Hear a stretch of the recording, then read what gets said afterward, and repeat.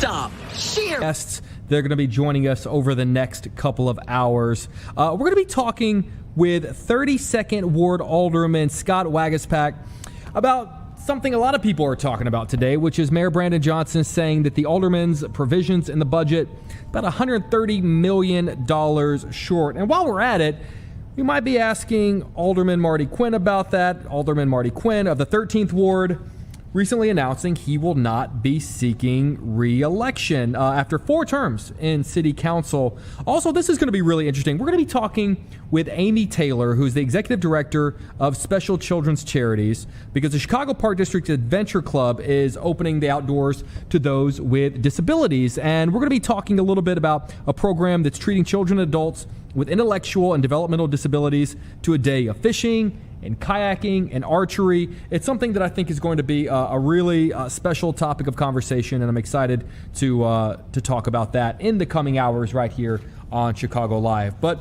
first, to kick off the show, this has been a really interesting topic of conversation because Waymo, while not necessarily in the city of Chicago right now, certainly they've been eyeballing the city. They've been looking around to potentially bring their driverless cars here into our city. And it's been a topic of conversation for a lot of people. And whether you've had the chance to be in one or not. I recently had the chance to, my girlfriend and I were in San Francisco, and we took a couple of them just to see what it was all about, see what the vibe was. Well, the reason that we're talking about that today it's because it brings up the conversation. If you've never been inside of one, while there may not be a driver, there is someone watching at all times. Case in point, 2 15-year-old boys were recently detained after the San Mateo police said that they were drinking and firing gel-based pellets from one of the Waymos, and it prompted Waymo to actually alert the authorities and stop the ride. So we're going to be talking with Janine Luna, who is the Community Relations Officer with the City of Mateo Police Department. Janine, are you there? Here, hi. Janine, hold on just a second. I'm going to fix my IFB really quick. There we go. All right, Janine, first of all, thank you for joining us. For someone maybe who is unfamiliar with the story, can you just tell us really quick what happened?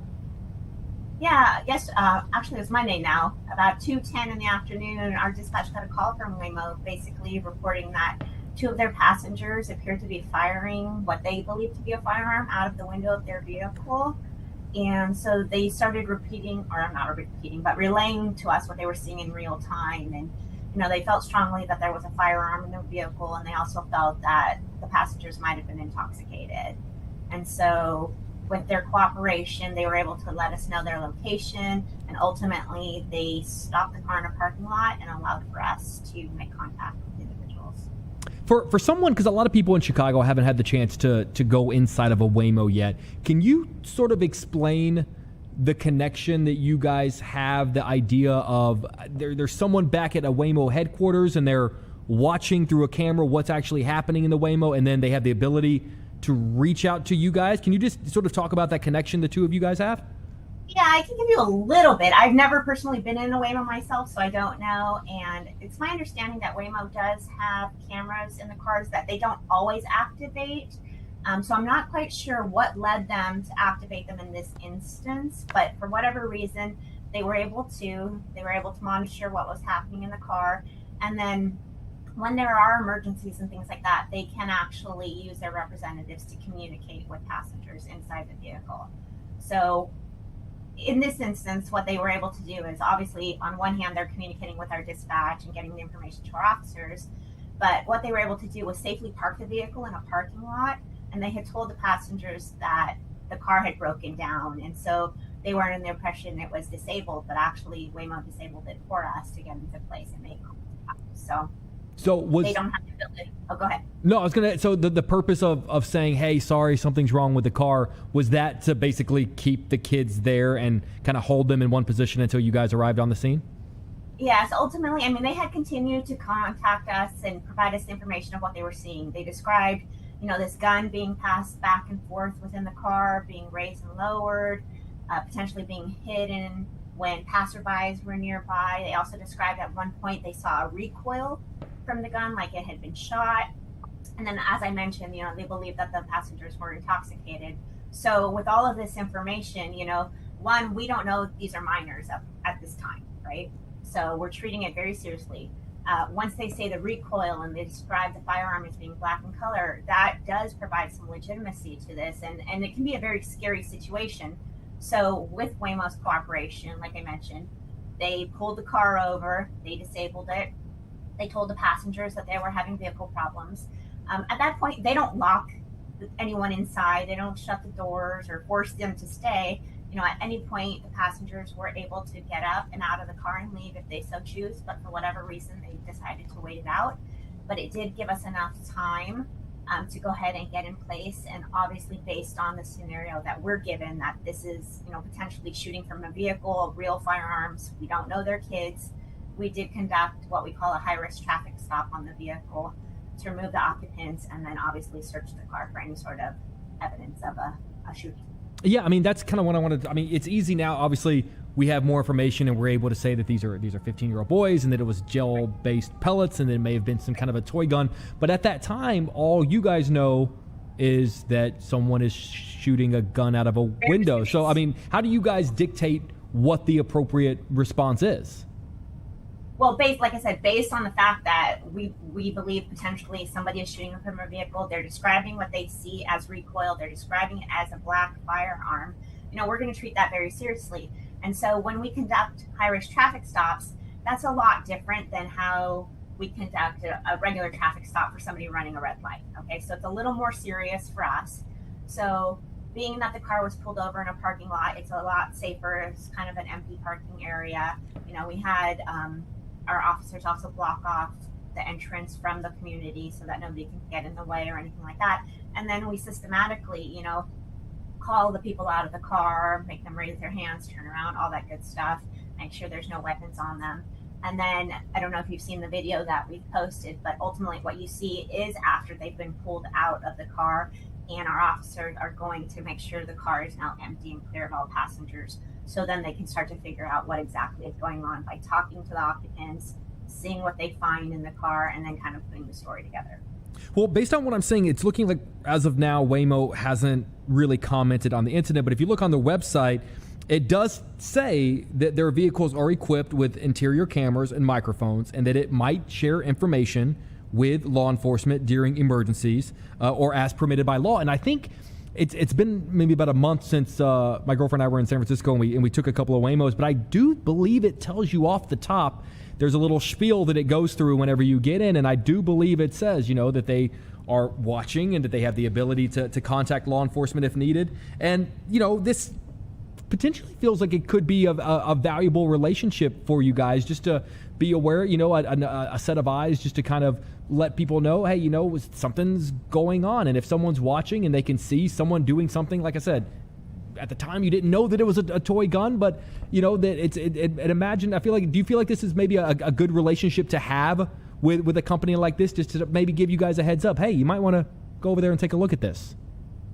Well, I think Waymo does a good job of communicating with law enforcement in general. When they came to our city, they did come to the police department and meet with us and kind of tell us a little bit about their vehicles and how they operate. At this point, we also want to respect everybody's privacy, so I don't know what necessarily prompted to turn on the cameras and listen in at this point. I don't have that information. But obviously, in this instance, when they did believe potentially a crime was occurring, they did absolutely the right thing in contacting us, and so we hope that does continue.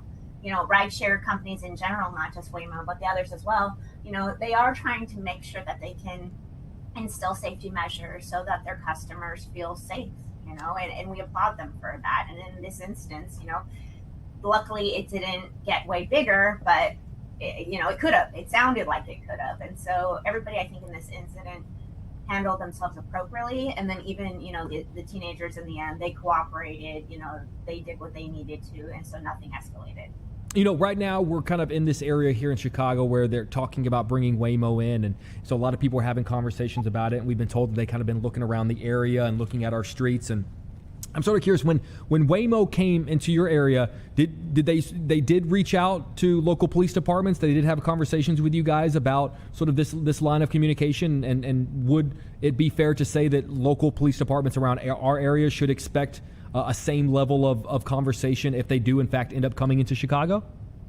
I would say so. I would say that you should expect it. I think they have retired officers, they have a security team in their business, and so they've made the appropriate contact with us to just let us know, like they even let us know, like all of our vehicles, I believe, are Jaguars, and so if you see a different type of vehicle, it's not a Waymo. So just they were training us on what to look out for as officers, and also what to do, if we come in contact with one when it's not necessarily a crime and maybe it's more traffic related, or what they're supposed to do, at a scene of a crash or all that. So I do believe they did a good job educating us. I know they're in the news a lot. I'm not going to speak to that. It's a new thing. So, but for our purposes in this case, everything went very well. You did mention that obviously right now that one of the big unknowns that people are sort of talking about is, well, what initially sparked that camera to come on and sort of take a look at what was happening in the back of that car. And as you mentioned, as of right now, we don't really know what that is, and Waymo hasn't sort of commented on that. But for anyone who is getting in the back of a car, I mean, like I said, I took a few of them, whenever I was in San Francisco.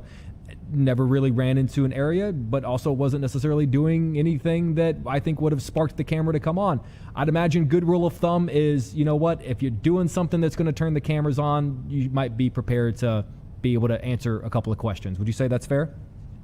I do, and I think, if you look at these, just kind of like public transportation, our buses have cameras, taxi cabs have cameras, they're protecting their business. Now police officers, we wear body worn cameras so we can actually say, hey, no, this is how our contact went, and you can't necessarily rely on us anymore. So I know in this day and age, there's a lot of technology, there's a lot of cameras out there, people feel a certain way about their privacy and things like that. But ultimately, if you're in somebody else's vehicle, I think they have a right to protect themselves. I think you mentioned when you wrote it yourself that they gave a little disclaimer when you got in the car. As long as you're aware of that, the decisions you make to continue is on you. And you bring up a good point. I mean, I got to be honest with you. I think most Ubers now, whenever you order an Uber that has a camera on the inside, it even lets you know in advance on the app that there is a chance that you will be recorded. So, if you're using some sort of a ride share, whether there's a driver or not, I think these days it's safe to assume that with that advancement in technology comes the sort of the coupling of you're probably going to be on camera while this is happening, and your actions will be recorded, if not monitored. And it's twofold, because it's meant to protect you, but it's also meant to protect me. So you kind of have to look at it as a partnership, and if you don't necessarily agree, then maybe you don't need it. But I'm not going to discourage anybody from taking a ride share, because we make light of it. In this case, the teenagers had an open bottle of alcohol in there, and so we made lighthearted jest, like at least they had a designated driver, right? We want you to use ride shares. We want you to use public transportation. We want you to have designated drivers if you're going to drive, versus the alternative of driving impaired. So they have their place. We definitely appreciate them. We definitely suggest people use them when necessary, and they're a great option. Before we let you go, Janine, what is going to happen with the kids now? Are they being charged? Okay, so they were ultimately released to their parents. The one charge we kind of had, it was the underage drinking, obviously. That was sent up to the juvenile district attorney for review, so they will decide whether or not to charge on that. But otherwise, we are still waiting on video from the contact with Waymo for what the activity inside the car was, so that we can determine if there was actually anything enforceable there. I mean, it's not against the law to have a water gun, but at the same time, if they were shooting at certain things, there's potential for charging there. So at this point, we're just kind of waiting and seeing what happens next. Well, we're all just grateful that obviously you responded as if it were a very serious situation, but we're all very grateful that luckily it did not turn out to be a very serious situation. Janine Lula, a community relations officer with the City of San Mateo Police Department. Janine, thank you for joining us. We really do appreciate you. Thank you. Have a great day. Take care. You too. All right, more to come here on Chicago Live. We'll be right back.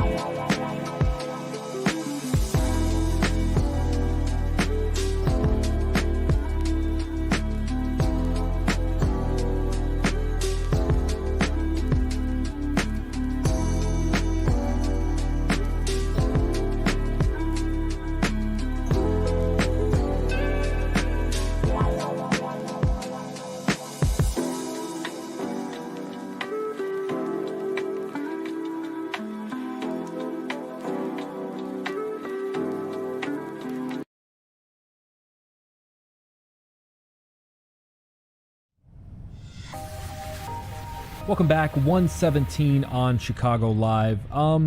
Just a little bit of an advance warning. This is a disturbing topic that we're going to be talking about during this segment. So a judge has ordered detention of a Libertyville teacher who was charged with child pornography. In fact, prosecutors say that this Libertyville teacher recorded numerous students and used AI to create child sex abuse. One judge calling it a children's worst nightmare. We're going to talk with Lake County State's Attorney Eric Reinhardt. Eric, thank you for joining us. We appreciate you. Yep. Thank you very much for having me about this important topic. It is an important topic, and it's one that I think a lot of people hate to hear about, but obviously want to stay updated on what's going on with it. For people who are just catching up with this case, can you give us just a little bit of background as to what we need to know leading into this conversation? Yes. 2 days ago, a teacher was brought into Lake County Court after being arrested for child pornography and possessing that child pornography. And he is charged with using images and using AI to make those images basically into illegal images of children. And what's important are two things, that every parent and everybody who cares about children, that they begin to learn about this threat that artificial intelligence can be when it comes to images of children. Artificial intelligence, like every other technology, can be a tool for good, or in this case, a tool for bad. We know that the internet at one point was something new, and that it was eventually could be used by child predators or predators looking for children to lure children through the internet. Our office actually hosted one of the first children, she's obviously now an adult, who was chatted with by a sex predator. And now this is a tool, artificial intelligence, which is going to be used by people to commit crimes. And so, one, I want everybody to learn about everything they need to know about how this can happen. And two, I want every child to know that that the adults they trust need to be told about things. And that's something that happened in this case, where people came forward and we were able to make sure that a predator was not able to continue to have access to children. You mentioned people came forward. Was there an active case working against this, toward this teacher? Was this something that they had been working to gather information for a while? I don't want to get into too many details, but generally this became an active investigation, and then that led to charges. And so people did come forward. I don't want to talk about who the witnesses are, but people did come forward and say that they had seen concerning behavior from this individual, which led to the Libertyville Police Department doing a fantastic job of investigating. I want to thank the school for getting the police and our office the information that we needed. And I specifically we actually have one of 6 electronic storage detection dogs in the entire state of Illinois. Our office and our fantastic investigator, Rob Beach, was actually involved in assisting the investigation of the Libertyville Police Department in actually finding some of the evidence by this amazing dog that is able to detect the electronic chemical tied to electronics. And our team was able to assist the Libertyville Police Department in finding the critical evidence in this case. So many different areas that we of this topic that we can talk about. Is it Highland Middle School? Is the school that we're talking about? I think so. I believe so. Yeah. Any word from them how they're responding to this case? Well, I know they did a press release, which was a trauma-informed communication with the parents and concerned individuals in their school. I thought it was an excellent communication that talked to the adults who needed to be talked to, and then obviously thinking about how we can talk to children about this. Like, look, I have 2 12-year-old kids, right? I've generally started talking to them, of course, about internet safety and cell phone safety, and that's probably what they need to hear right now. I think adults need to be thinking about how artificial intelligence can be used. I think the basic internet safety and cell phone safety that we've been giving children, for the last 20 years or so is the most important thing. And what do we tell? We have to tell those kids to talk to adults that they trust and to never let anyone take inappropriate pictures or to chat with them, over a cell phone or a video game or the internet, and to never ever share photos of themselves in any way. Maybe that would be new advice as I think about it here. I really want to emphasize how new and developing this AI tool is, and what it can do is it can turn a regular picture of a child into something that is illegal. And I think we need to hold these AI companies accountable. I think we need to tell them that they can't assist other people in creating illegal images of children. I think we need to make sure that our criminal laws are up to date, which I want to thank the Assembly and the governor. A couple years ago, we broadened the definition of child pornography. Specifically, Representative Jennifer Gahn Gershowitz and State Senator Mary Edley Allen led the charge to make sure that our criminal law and our child pornography statute was up to date when it comes to how to define child pornography, and how it takes a burden off of prosecutors to broaden the definition so that prosecutors have an easier time of proving what is essentially child pornography, or what is child pornography. And the legislature figured that out a couple years ago. I hope every state is making that adjustment. But we also have to make sure that we're investing in tools for law enforcement and prosecutors' offices to have the software and the technology to stay on top of this. I'm very proud that we are doing that in Lake County. I hope that's being done in every part of the country to make sure that we are investing in the tools that can find, detect, and eventually hold accountable these offenders who would exploit children. Eric, I want to circle back around to something that you mentioned, which is holding some of these AI companies accountable. Are you aware of any kind of regulations that are implemented by these companies right now, where if people who make these kind of requests, who go onto an AI creator, whether it be an app or a website or whatever, and put in these kind of requests to create these kinds of images, surely that flags somebody within the company? Are you aware of anything that they have that would do that? Well, I want to be fair to them. I'm not aware of them, but that doesn't mean that they're not there. Look, I think some companies are incredibly responsible, and they will, separate from the AI issue, I know that some companies will, report on any child pornography that comes across messaging services or emails or things like that. That's a tip line.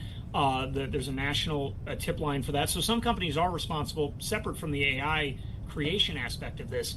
But I think this is likely an unregulated area where we need to make sure that companies are not assisting, and that's basically what they're doing, right? They are assisting somebody in creating criminal behavior creating criminal material, and so they shouldn't be assisting in that behavior. And there are ways to hold companies accountable, both civilly and criminally, if they are essentially assisting in a crime. I think there was some talk of this in the mainstream media with some larger AI companies.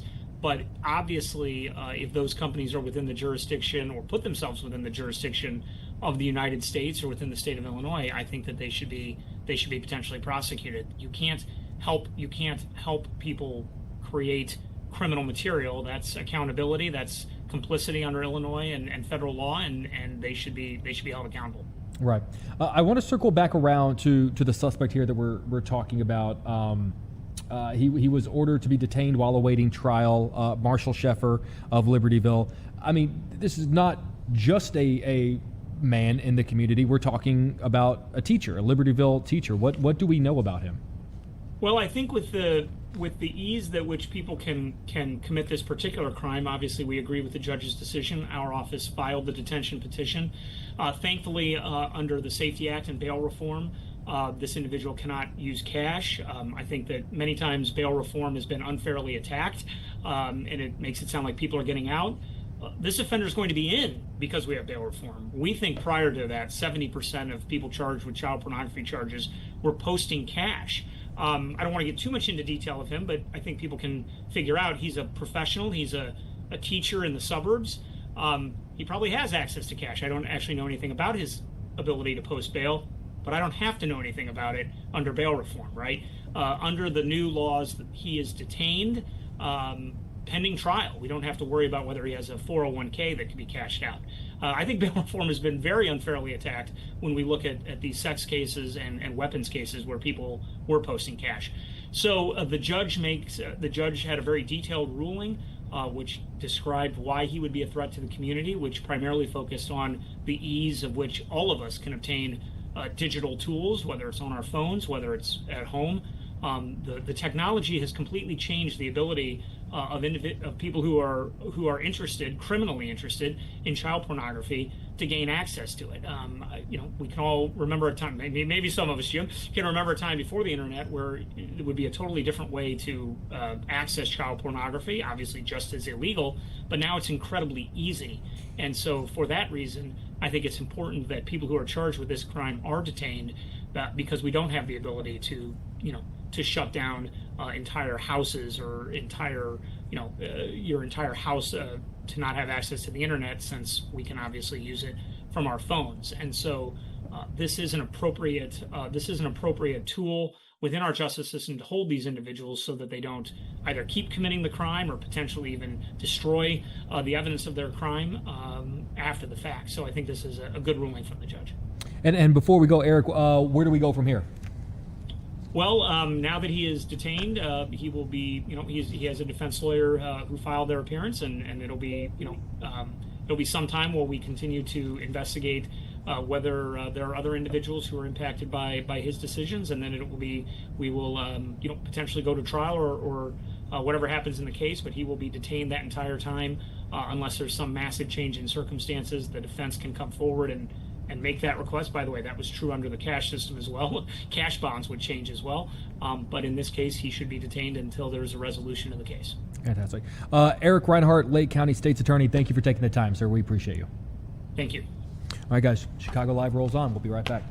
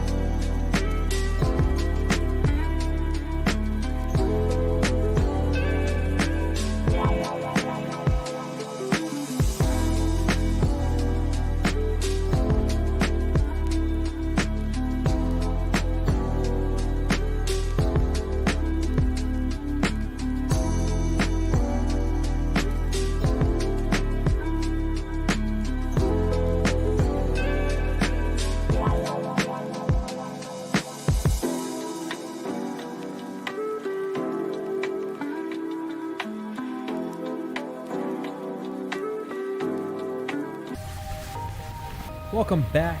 Just about 1:31 here on Chicago Live. It is the end of an era here when it comes to Chicago politics. Today, 13th Ward Alderman Marty Quinn has announced he will not be seeking re-election. So many things to talk with him about. Mr. Quinn, thank you for joining us. We appreciate you.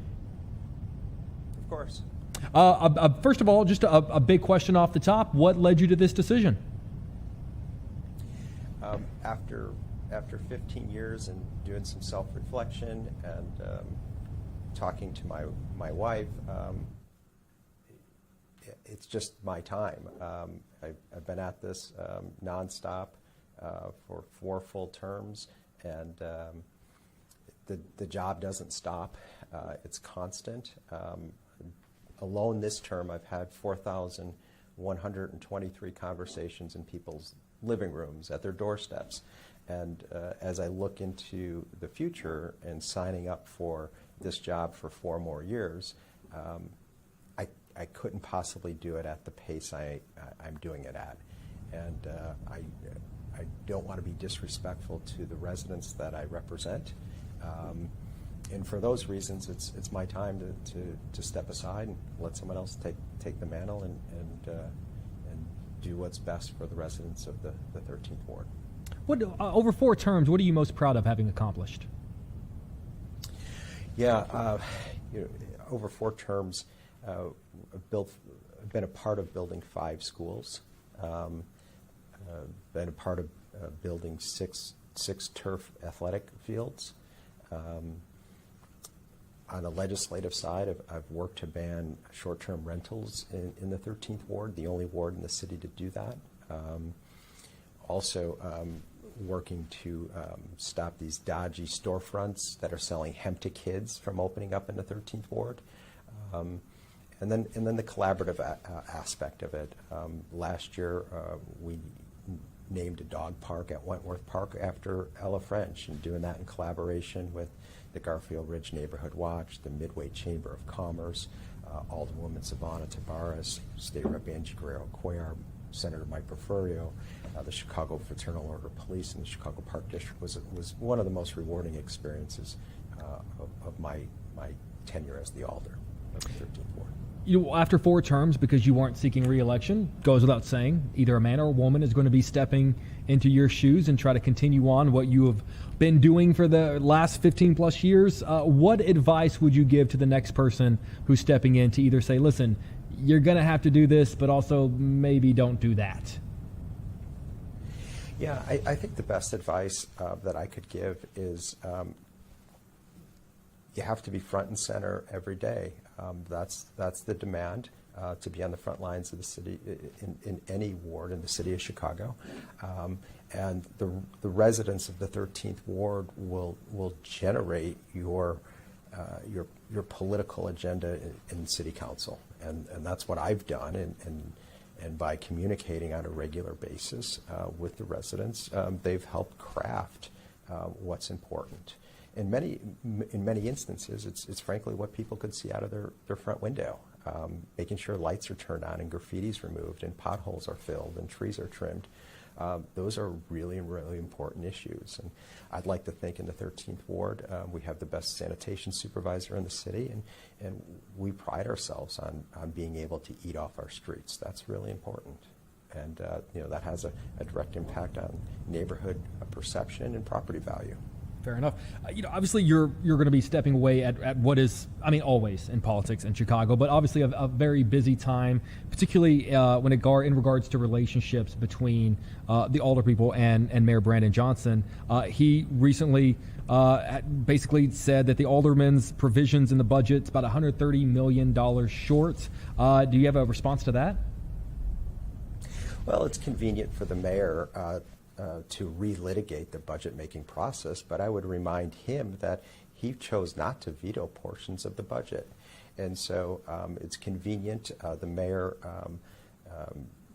left the budget-making process, and the alders sort of rescued that in the 11th hour last year. And so I don't put a lot of stock in it. Frankly, I don't think that the taxpayers of the city of Chicago trust the mayor with the checkbook. And so that's a question he's going to have to answer if he puts himself out there for re-election. He made a terrible mistake by trying to jam a $300 million property tax increase down the throats of Chicagoans his second year in office, which I was part of, calling for a special session and voting that down 8 days after he made that initial presentation. And so the mayor has questions about finances. I find that to be very convenient at the back end of his first term on the heels of an election. Alderman, sometimes when people leave the news industry, they always say it can be really tough to watch the news and not get to comment on it, not get to be a part of it, not get to be at the anchor desk sort of discussing things. Is there any part of you that's going to miss getting to weigh in on the goings and comings of what's going on in the city of Chicago, and when Mayor Brandon Johnson says something, not being able to sort of give your own thoughts on what he's saying? Are you going to miss that part of it at all? Oh, I'm sure. And I think what I'll miss most about it is just working with people in the neighborhood, developing partnerships, and moving the ball forward. And whether that's in the neighborhood or in city council, I've been a part of two of the biggest compromises this term. One involved additional dwelling units, and the second was the sub-minimum wage compromise. So working with people, working to find a common good for Chicago has been sort of my North Star, and I think that's what I will miss most. Alderman, I think 4 terms to me implies that the people of your ward responded to the things that you were doing for them, on behalf of them. If you could say something, I know you don't have time to go knock on every single door in the coming weeks, but if you had the chance to gather everyone together of the 13th Ward and speak directly to them, what would you say to them? I would say thank you for the trust. It's really gratifying to know that you could show up to work, voice your opinion. In many instances, that is in contradiction to what the mayor of the city of Chicago is saying, and knowing that you could go back to the neighborhood and people have your back. And I've often said that the people in the 13th Ward on the southwest side, they're the backbone of the city of Chicago. These are the folks that are the police officers and the firemen and the garbage men, the electricians, and they make the city run. And so to represent them day in and day out for 4 terms has been an honor of a lifetime. And on that note, we'll leave you to it. Alderman Marty Quinn of the 13th Ward, congratulations, sir, and thank you for taking the time. We appreciate you. You bet. Have a good day. Take care. You too. All right, guys, Chicago Live rolls on. We'll be right back.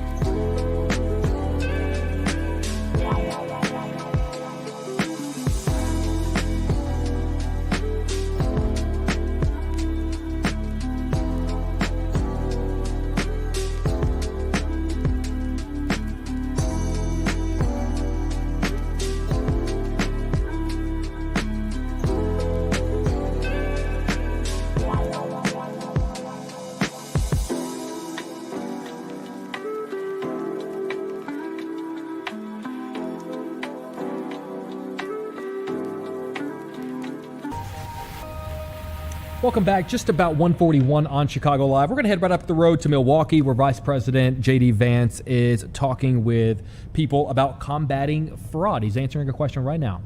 And what do you do now to make sure that the women and babies who are supposed to be getting help are actually getting help? Yeah, so first of all, the most important way to ensure that the people who deserve the help, who need the help, actually get it, is to cut down on the fraud. because money doesn't grow on trees, and there are limited resources. This is one of the reasons why I personally care so much about fraud. I want to save every single one of you money, but I also want to ensure that when a young mom goes in to get some prenatal vitamins and she can't afford them, she's able to get access to them because a fraudster hasn't taken advantage of that program. Part of what we're trying to do is to ensure that these programs exist for the next generation. Look, just take one of the biggest federal programs out there, Social Security. People pay into Social Security for their entire working lives. Every single day, or every 2 weeks, I should say, we get a paycheck, and we see on that paycheck the amount of money that is going to Social Security. I am worried that if we don't stop sending Social Security checks to illegal immigrants, the people who paid into it for their entire lives are never going to have access to that money. That's a scam, and it's totally unacceptable. So the most important thing we can do to ensure those benefits exist for the people who earned them is to make sure that the fraudsters don't get them, that the American people do.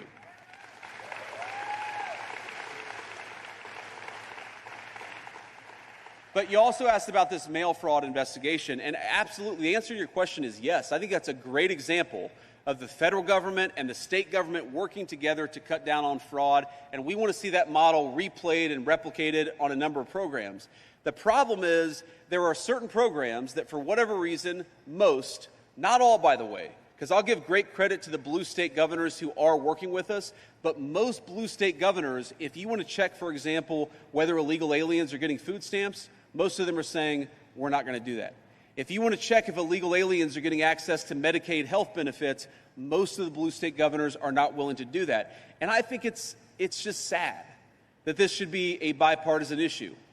If you're a Democrat and you believe that Medicaid should exist to provide good health benefits to people who can't afford them, then why don't you want to cut down on the fraud? If you care more about fraud than you do about these health benefits, it starts to make it look that you care more about illegal aliens than you do about the citizens of Wisconsin. That's what it looks like to me. So I'll say to the governor of this state, even though he's not of my political party, the attorney general, anybody else, you have an open offer to come into the White House and to talk about how we can combat fraud together. I will work with you. I will make it easier. I will give you federal resources. I will do whatever I need to do. But it's got to be a two-way street. If you're hiding the food stamp rolls because you don't want to tell us whether illegal aliens are getting food stamp, that's not cooperation. That is you hiding criminal conduct from the American people, and it's a scandal, and it absolutely has to stop.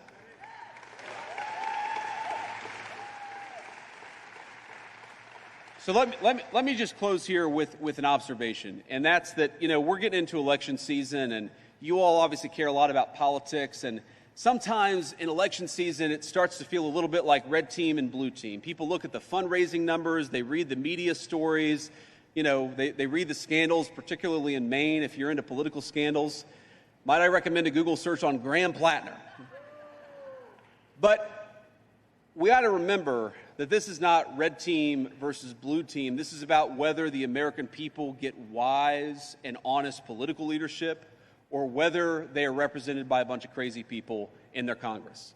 Every 2 years, the American people get to vote on who represents them in the United States Congress and the United States Senate. Every 2 years, we come together as a country and make this determination together. My pitch to the voters out there, especially the voters who haven't made up their minds, on Derek Van Orden, on Brian Stile, on all of our great congressional representatives, it's not that you're going to agree with us every single time. Because nobody, even a committed Republican, is not going to agree with me on every single issue. It's not that we're always going to see eye to eye. What I will tell you is that what separates Derek Van Orden, Brian Stile, and all these great congressional representatives from their Democrat counterparts is that right now the Democrats don't even pretend to be fighting for you. Now, we could disagree, for example, about what should the police department's budget be. That's a reasonable, rational conversation for Republicans and Democrats to have. That's not the conversation that we're having.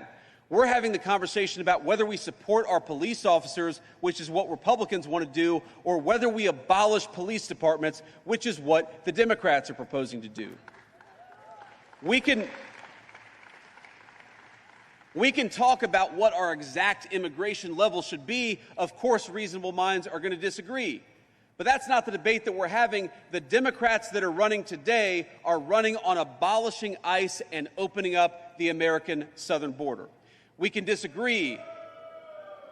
We can disagree about tax policy and what the optimal tax rate should be. That's not what they're doing. The Democrats are running on confiscating your money and giving it to fraudsters and illegal aliens. They openly brag about fighting not for you, but fighting for some of the worst human beings that exist anywhere in the world. This is not a normal election. And so my request to you is not that you say that the vice president is right about every issue. My request to you is that you send people to Washington who are of good character and recognize that you are their boss, not the fraudsters, not the illegal aliens, and not the bosses of the 21st century Democratic Party. There are a lot of Democrats out there, a lot of independents, and of course a lot of Republicans who look to Washington and don't recognize the congressional leadership of the Democratic Party in 2026. Well, I'd say to you, that is Vice President J.D. Vance speaking live in Milwaukee. We're going to move on right now to a story that we've been covering all day on Fox 32 Chicago. A 66-year-old woman really caught between two different SUVs that had opened fire on each other, and she was caught in the gunfire. She herself was shot. That was around 59th Street. We're going to be talking with the 16th Ward Alderwoman, Stephanie Coleman. Ms. Coleman, thank you for taking the time. We appreciate you. Thank you so much. I wish we were here under other circumstances. As do I. For people who maybe have missed this story, can you just give us the latest on what you were told has happened overnight?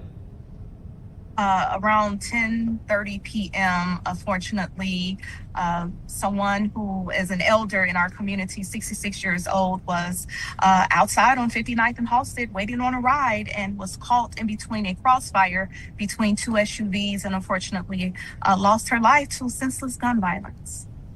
Alderwoman, when you get that call, what is your immediate reaction? That's never a call. You mentioned obviously better circumstances. That's not a call that any alderwoman ever wants to get. What is your reaction when you get that call like that? Devastating and a heavy heart, because not only did we lose a woman of age, but also just 5 blocks north on 54th and Halsted, there was a homicide of a 26-year-old due to, again, senseless gun violence. And we should not live in a city, back of the yards, Inglewood, Lawndale, Roseland. We should not live in a city where we cannot stand outside or be on our community blocks and worry about losing our lives. This is not our narrative. Chicago is so much better than this. The South Side and the West Side, we are so better than this. What are you hearing from the people in your ward? I'm sure that the people of 16th Ward have a lot to say about this. What are you hearing? Certainly, it's heartbreaking because we just had a roll call on 63rd and Racine, and crime, homicide, specifically in 7th District Inglewood, has gone down at least 60% in our district. And so to have a double homicide happen during the week on a Tuesday evening, not due to a team takeover or but to have someone's life being taken by waiting on a ride, to have someone's life taken at a memorial celebration. It is just uncalled for. This is not our normal. Crime has no place anywhere, but definitely not in the 16th Ward. You mentioned not our normal. Where do we go from here to ensure that this is not a normal, and that, to your point, that we don't have to have conversations like this under these circumstances? Well, we must work with our Chicago Police Department. I am so grateful to 7th, 8th, and 9th District. Of course, our amazing Superintendent Snelling, who is always proactive about addressing the needs of community and serving and protecting. He is mission driven on that, especially being a product of Inglewood. We are working with our local community-based organizations to talk about trauma, to wrap our arms around those families that have lost their loved one. This was a mother, this was an aunt, this was someone's caretaker. The 26-year-old, he was someone's son, he was someone's uncle, he was someone's someone's friend. And so now is the time to wrap our arms around them, but also provide the necessary resources, and then to give the neighborhood some care and support that we will not tolerate this at all. And we're going to work together and make sure that justice is served. You mentioned, CPD helping you out, the Superintendent Snelling helping you out. Obviously, this is not something that can be done by one person. What other help do you need? If you could say, listen, guys, I really need this and this and this in order to help move this problem in the right direction. What other help do you need? Certainly, there's so much vacancies in my ward. Both of these particular sites are empty. 59th and Halsted to about 62nd and Halsted is all city-owned land. The gathering at 54th and Halsted, that is because there's open space, vacant lots. So what I need is investment. I need development. I need to, the empty space that we see, it needs to be filled with families, with retail. We should reflect other communities like the West Loop and Hyde Park. If I just had an ultimate wish, it will be that families are able to enjoy beautiful buildings and businesses, and they will not be victim to vacancy and emptiness that we are currently experiencing. To that point, what is step number one of filling those vacancies? We hear that, this is the issue, but then we got to solve that problem. It feels like every problem presents another problem. How do we fill those vacancies? We fill those vacancies by, we have a tour with our amazing Department of Planning and Development. We are RFPing lots of sites in the 16th Ward. We want to welcome families because there's been a mass exodus of families that have left not only the city of Chicago, but specifically in the 16th Ward. We've all lost population. So we want to welcome families back. We want to welcome new businesses. We want to welcome quality of life businesses into our neighborhoods. And it comes with investment. Without resources, I say this, in order to heal the land, we must own the land, but we must have access to resources to buy the land. And this is my clarion call to developers to please look at communities like Inglewood, just 10 minutes west of the Obama Presidential Center, and understand the need. Investing in Inglewood is investing in the city of Chicago. And people there are looking for these investments. They want to be a part of these investments. Every Absolutely. time we cover something opening in your ward, people are there. They are showing up. They are supporting these businesses. Absolutely, and come and support. Just one block north of fortunately, the shooting at 59th and Halsted, there is a fresh market by Grow Greater Inglewoods every other Saturday. You'll see hundreds of people at 58th and Halsted. And I just want to remind my community, we cannot be in fear of the senseless violence. And shooters, go away. Just go away. Stop taking the lives of innocent people that certainly live in our communities. It is unfair and unjust for us to live like this in the city of Chicago.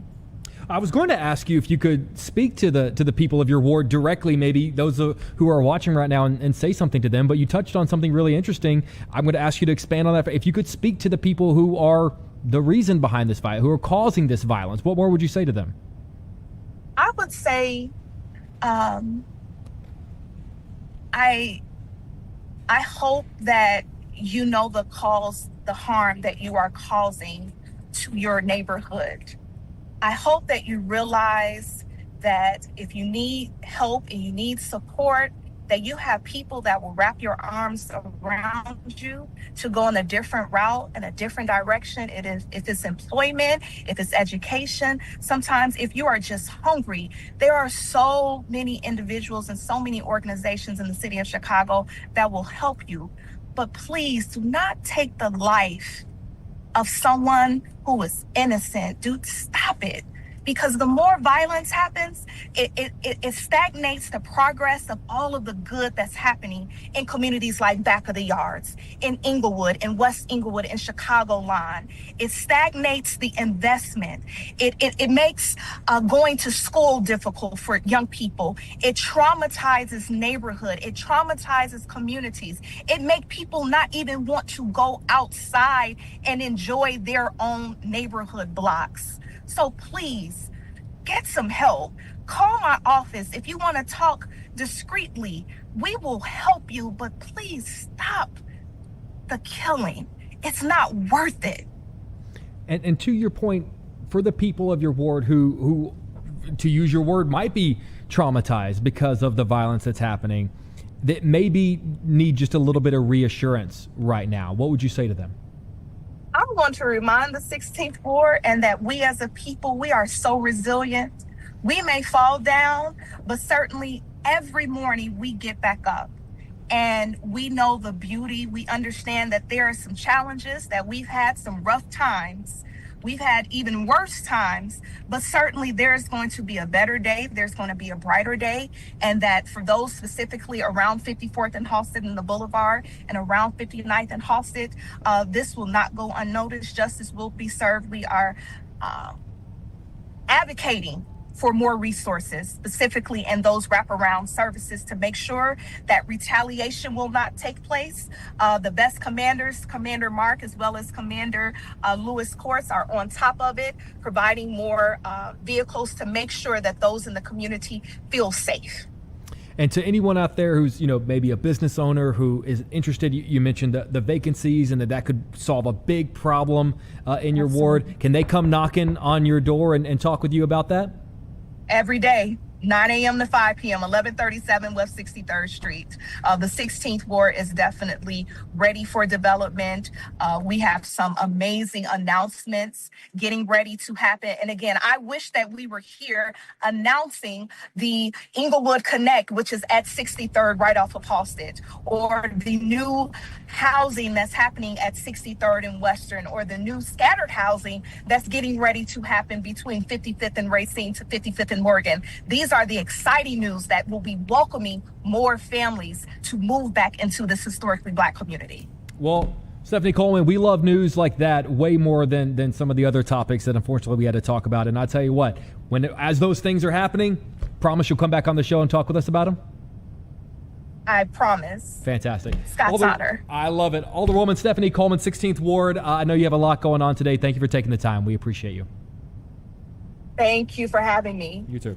Take care. All right, guys. Chicago Live rolls on. We'll be right back.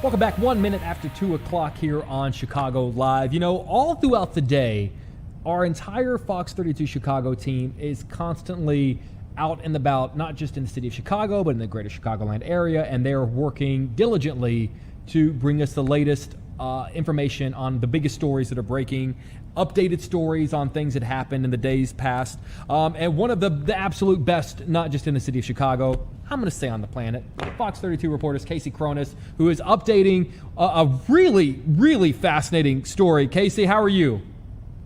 Nice, warm welcome, Jake. I so appreciate it. Right back at you. Oh, it goes downhill from there. Listen, this is a story that really kind of dates back to some of the storms that happened on Sunday. Is that right? Tell people, first of all, about the story that you're working on.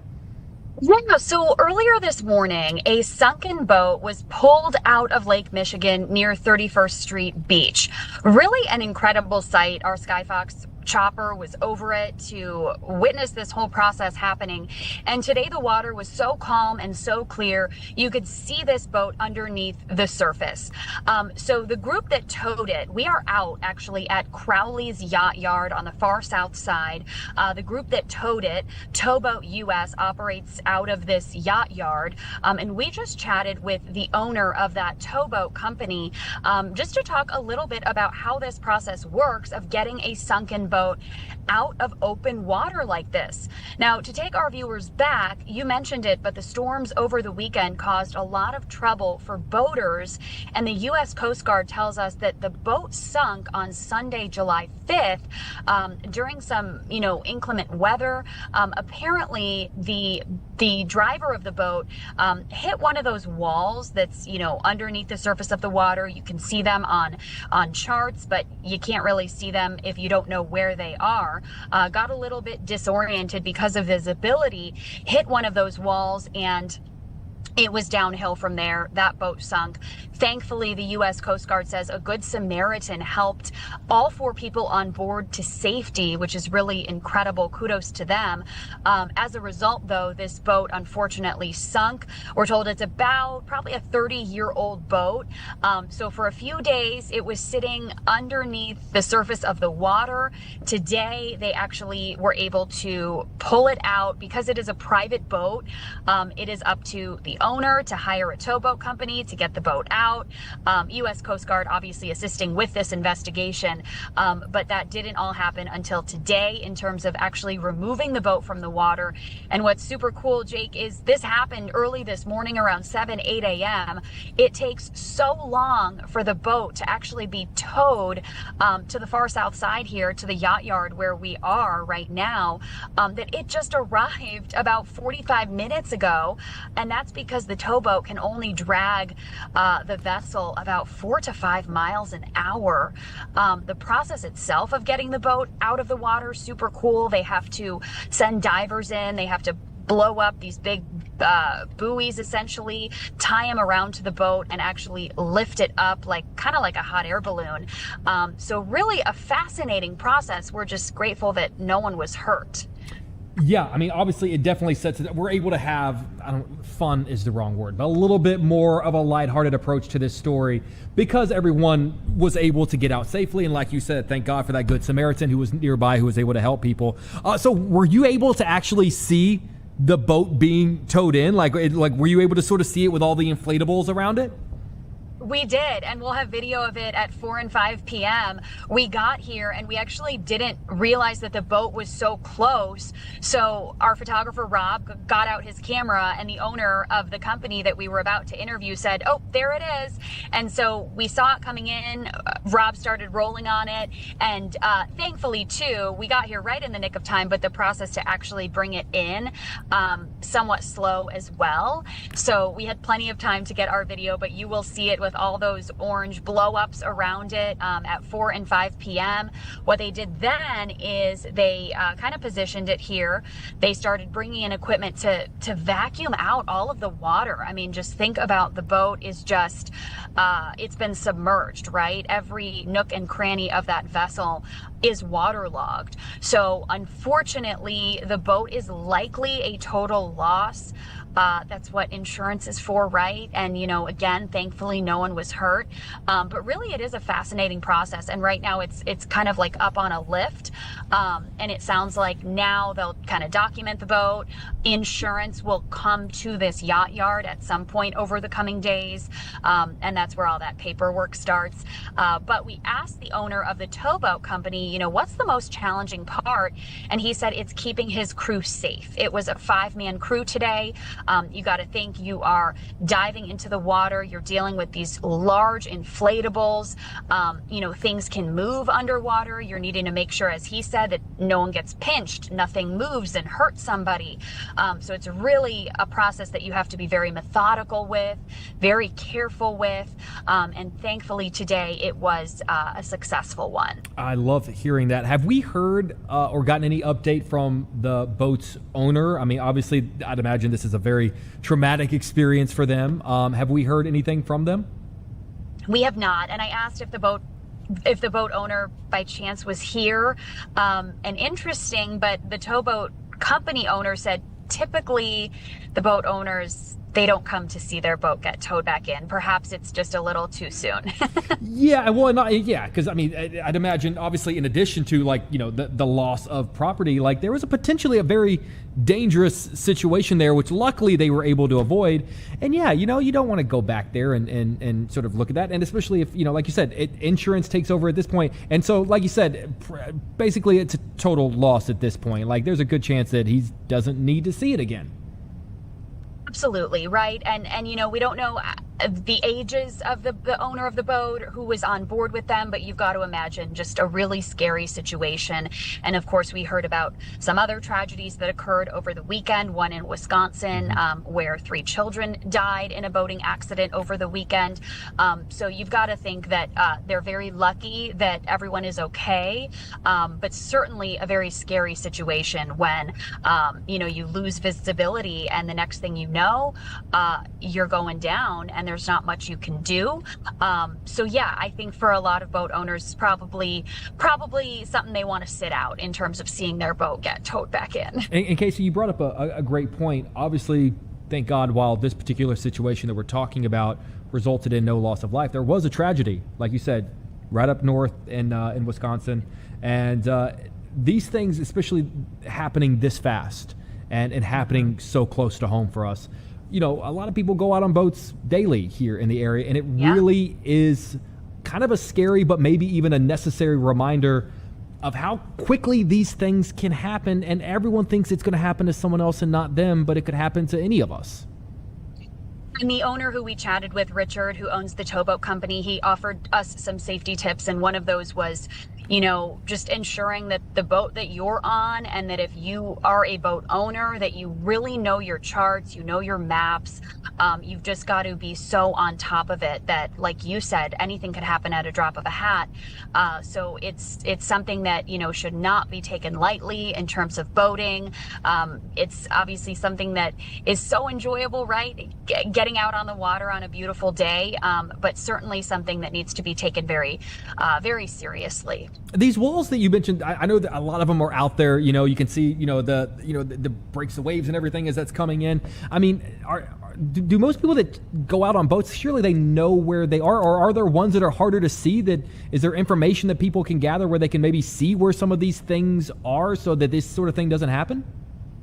So Richard was saying that the walls are marked on boating charts and water charts, and that he really encourages all boaters and those who are operating boats to really know their charts. He said some boaters who aren't as experienced may not be aware of where certain walls are, because these are really old. I mean, we're talking decades old, and Wow. He said most of them are cement, concrete.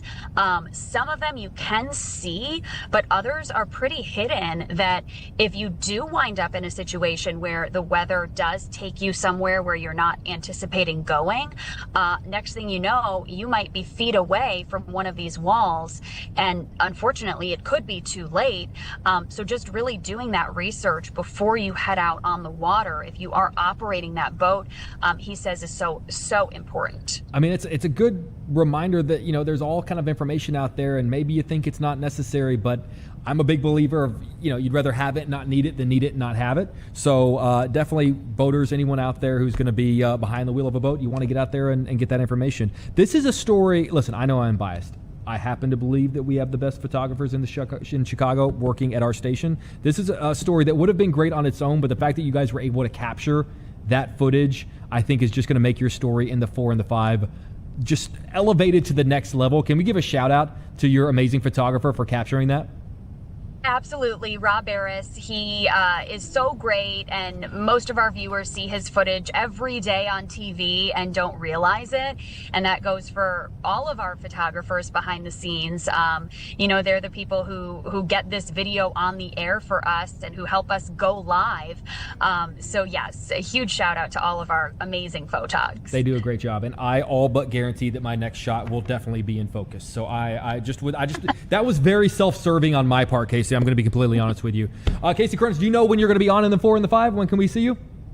I'm not sure just yet, but once at 4, once at 5, and then we should be turning this for 9 o'clock as well. Fantastic. I'm sure it'll be on all, as I feel old saying this, on all the social medias it'll be on. On all platforms. Yes, that's better. That's much better. On all platforms, much better. Casey Cronus, you're a rock star. Thank you for taking the time. We appreciate you. Thank you, Jake. Always great to chat. See you too.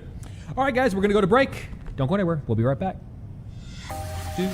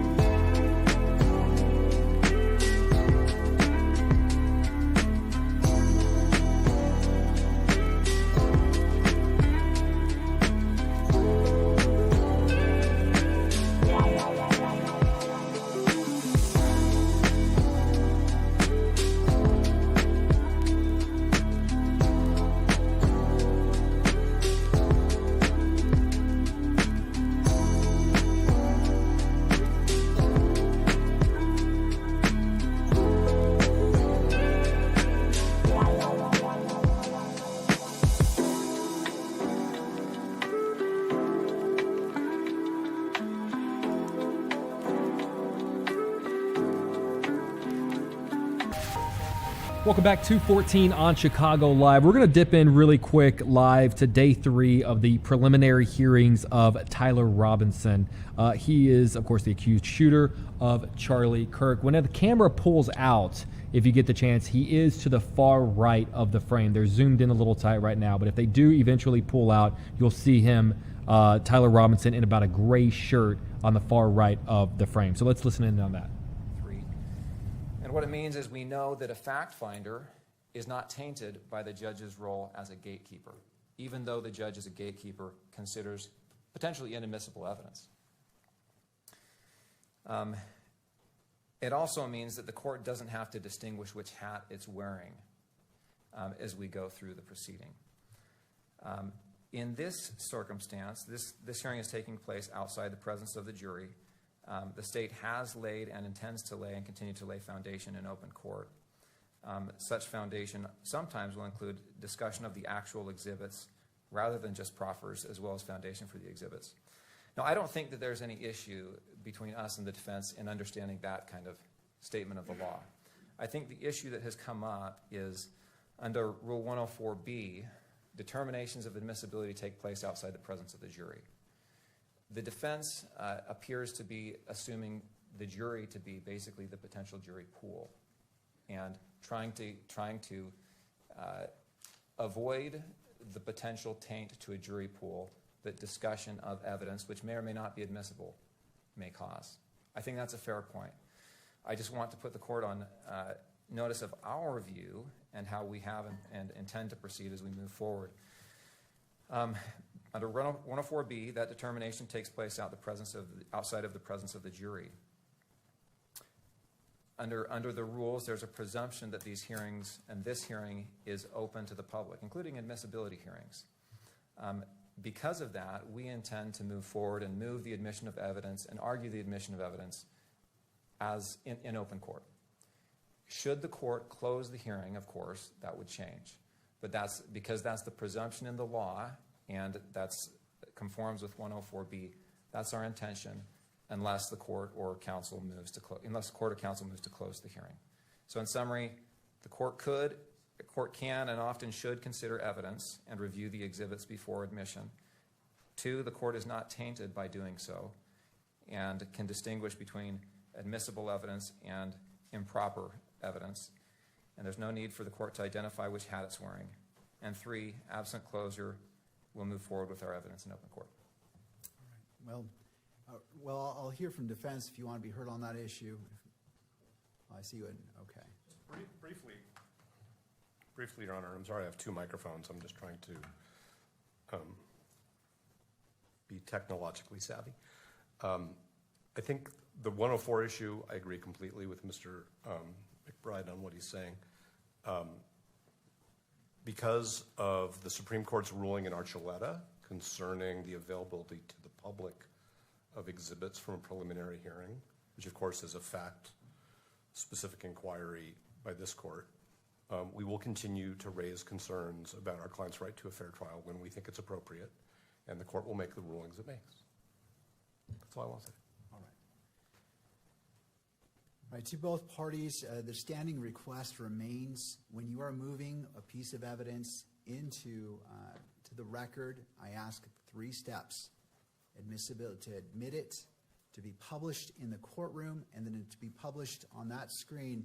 And I'm going to have the screen adjusted slightly because if it's published, I want it to be meaningfully able to be viewed. And I noticed somebody sent me a screenshot that angle creates an interesting angle that kind of distorts it. So in the interest of, if we're going to be transparent, it should be viewable transparent. So we'll adjust that screen briefly, but please address those 3 issues. And I understand one side or the other might say, well, we agree or we don't agree, period. But please, I'm trying to make sure that the record before us is a clean and clear record. So if you would do that, the court would appreciate that. All right. Anything further? No, Your Honor. We were listening in day 3 of preliminary hearings. That's of Tyler Robinson, the accused shooter of Charlie Kirk. We're going to move on now. We're going to talk about the Chicago Park District's Adventure Club, which is opening the outdoors to those with disabilities. We're going to talk with Amy Taylor, the Executive Director of Special Children's Charities. Amy, thank you for taking the time. We appreciate you.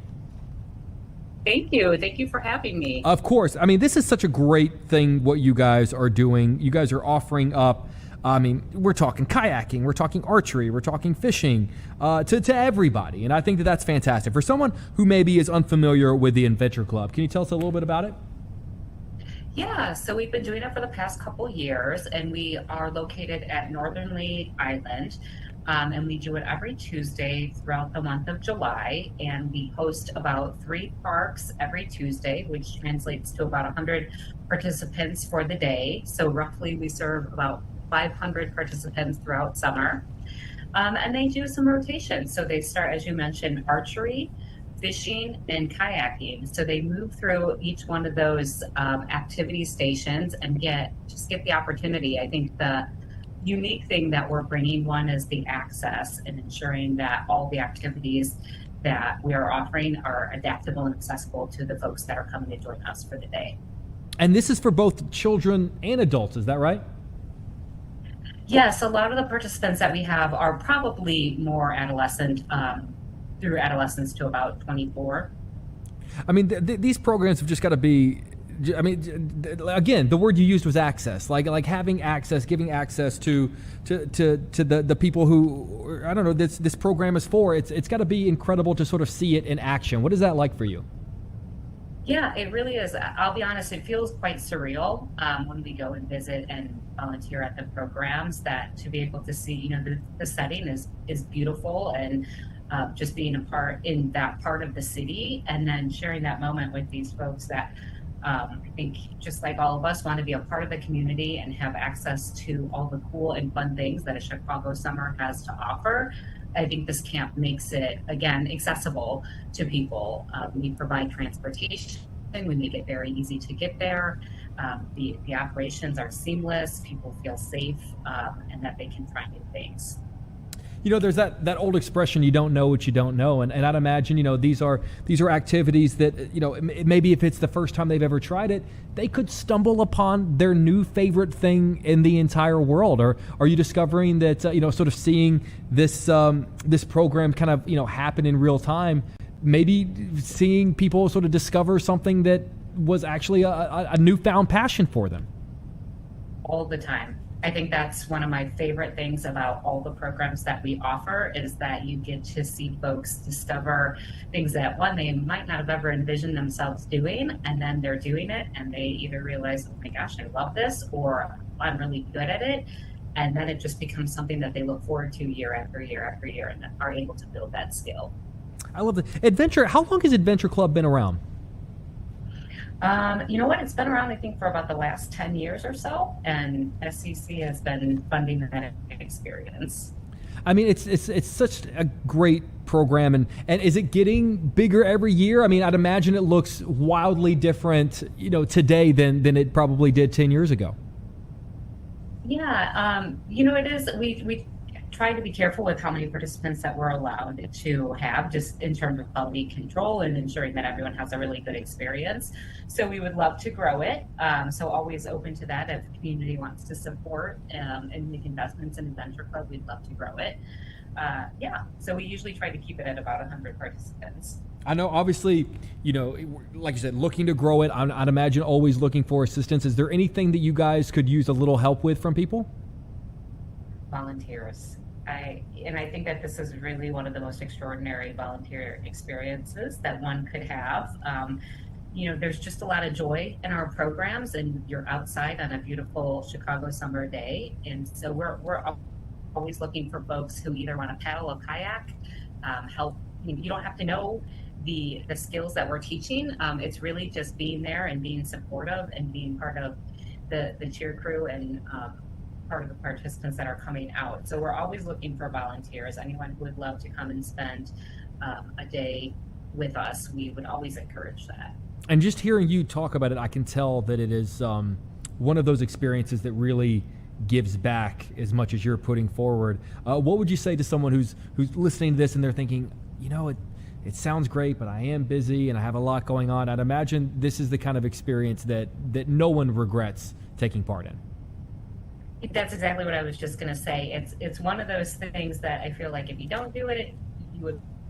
But if you come out and you spend the day with us, you would absolutely not regret it. And you probably want to be back next Tuesday, or even just come back once a year if you're an annual volunteer. But it's definitely one of those experiences, like I said, it's surreal. You're with people who are very joyful and appreciative of the opportunity that they have. You're getting to see people learn new skills.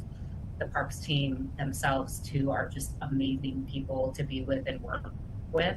So it's just really one of those things that kind of restores your faith in humanity. I love hearing that. Now, a lot of the activities that we've talked about are admittedly fairly summer, warm temperature activities. you know what? We're in Chicago. We know as great as the sunshine is and the warmth is, it does not last, but that doesn't stop us from getting outside and having some fun in the winter months. Does Adventure Club shift at all for the winter and do more winter-like things? Yeah, so Adventure Club is our summer offering. So throughout the year, just as we've been in partnership with the parks for over 60 years, and right now we serve about 6,000 people, every single neighborhood, all 77 neighborhoods. And we are in about 250 parks and schools. And throughout the year, we work with all those partners and folks to offer inclusive recreation. We do life enrichment. We have art and music therapy in Chicago Public Schools. So we're always running programs. We have a lot of leagues that run during the fall and the winter, but we also offer pottery classes. We have an online cooking class. We do poetry slams, dance, music, drum circles. We're always doing something at any point in the year. Is there an activity that was particularly fun to see some of the participants react to, where they maybe were even more into it than you even expected them to be?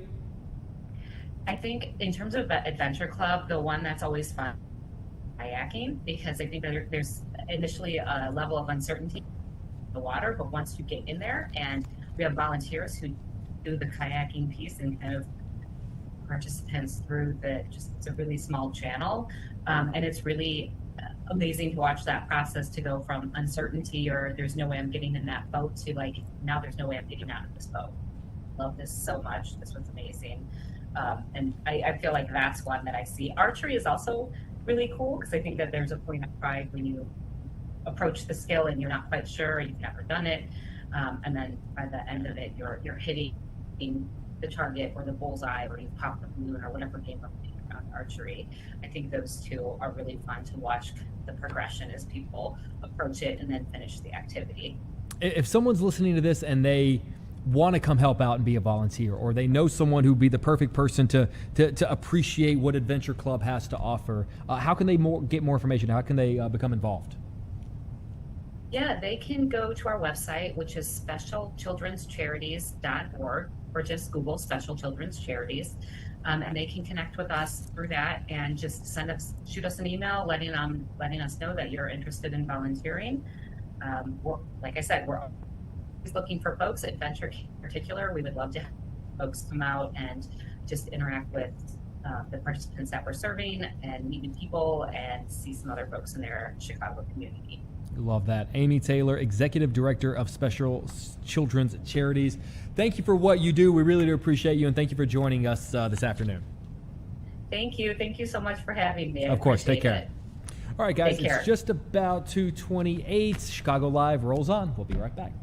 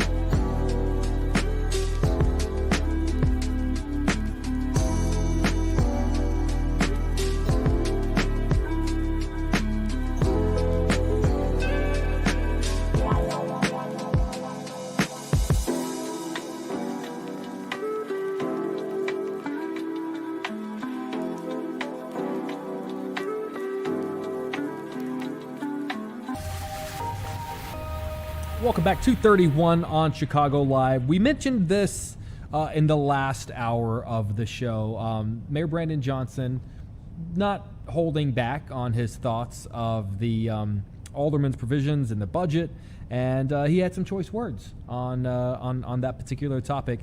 So we're going to talk with Alderman Scott Waguespack of the 32nd Ward, who's been very much a leader of that coalition that helped initially create sort of that budget. So, Scott, first of all, thank you for taking the time. We appreciate you, sir. Thanks for having me. Of course. How are things in the 32nd Ward? Things are going great here. We survived the storms, and we're plugging away every day with a lot of new things happening. It's a great ward, as a lot of you know. Fantastic. Listen, your initial response to Mayor Brandon Johnson's less than enthusiastic response to the budget. Well, if you recall, the mayor did not veto the budget. So essentially, he passed we passed the budget. He has to implement it. And the fact that he's failed to do that is on the mayor himself and his administration. There were a lot of pieces in this budget that we compromised and worked on. And I think what we're looking at here is just a mayor who's failed to do his job. What are the issues that you're hearing that he has with it? Well, one of the big things is debt collection. So when somebody gets a parking ticket or parks at a fire hydrant, or a developer doesn't pay their fees, the mayor has basically decided that he's not going to enforce those kind of fee payments. Over the last 3 years, we've seen almost $3 billion in additional fines and fees that haven't been collected by this administration. So what we said in our budget was, look, we need at least a portion of this collected.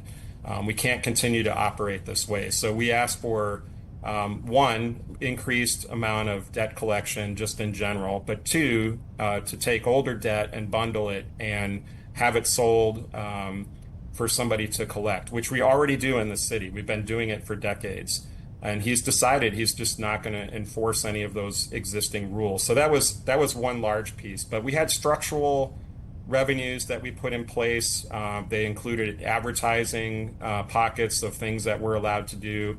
It included things in Springfield, and it included, I think, looking at the efficiencies that Ernst & Young gave us late last year that we proposed. And the mayor's basically said, I'm not going to enforce and implement any of those things that the council said they were. You mentioned off the top of this that the mayor did not veto this budget. So were you surprised to hear that he had these kinds of issues with it? Well, because just within a few days after the budget passed, he really started taking cracks at it. And I think at that time we knew that there was going to be trouble with the Johnson administration not doing the job that they've been tasked with. So whenever there's a budget in any municipality in the United States and the elected body says, here's the budget that we want, the administration now implements it. I don't think I've ever seen it this bad or at all where an administration just says, we're not going to do what the elected body, what the people told us to do. And that's really troubling here. So I think the mayor has a lot to answer for. Unfortunately, I think he's just been doing these tropes of, we're just not going to follow through with what this council has elected us to do or told us to do as elected officials. You've been, correct me if I'm wrong, you've been alderman since 2007? Correct. How does this compare to past debates, issues you've had with mayors in regards to the budget?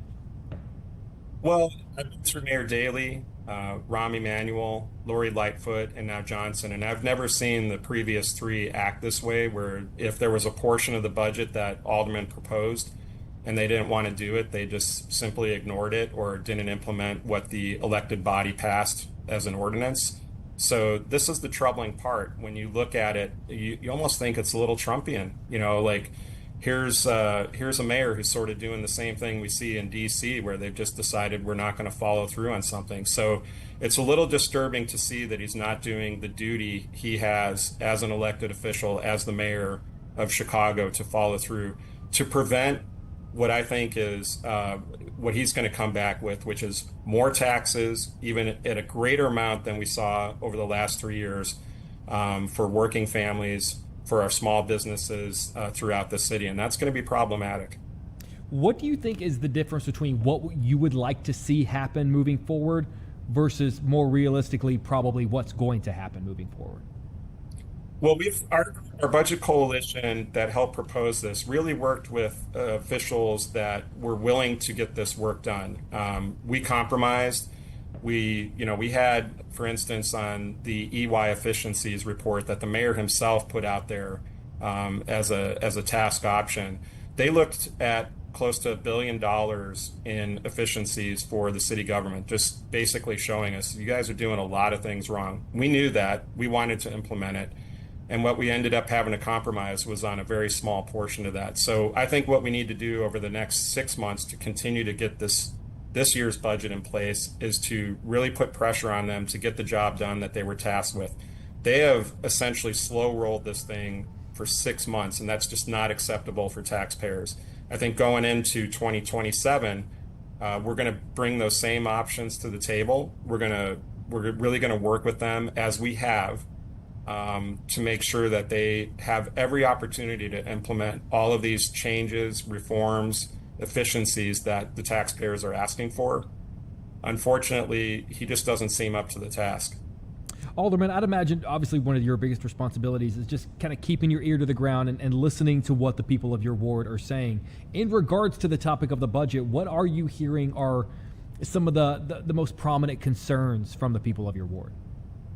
Well, we have a lot of business owners that don't want to see their taxes raised any more than they have. We have a lot of property owners who are paying very hefty property taxes. So we don't want to see them carry an even greater burden year after year just because we have a mayor who's not implementing those things that he's been tasked with doing. So I think when they're looking at their tax situation, when they're looking at things like public safety, we work very hard every day to keep our ear to the ground, to listen to what their needs are.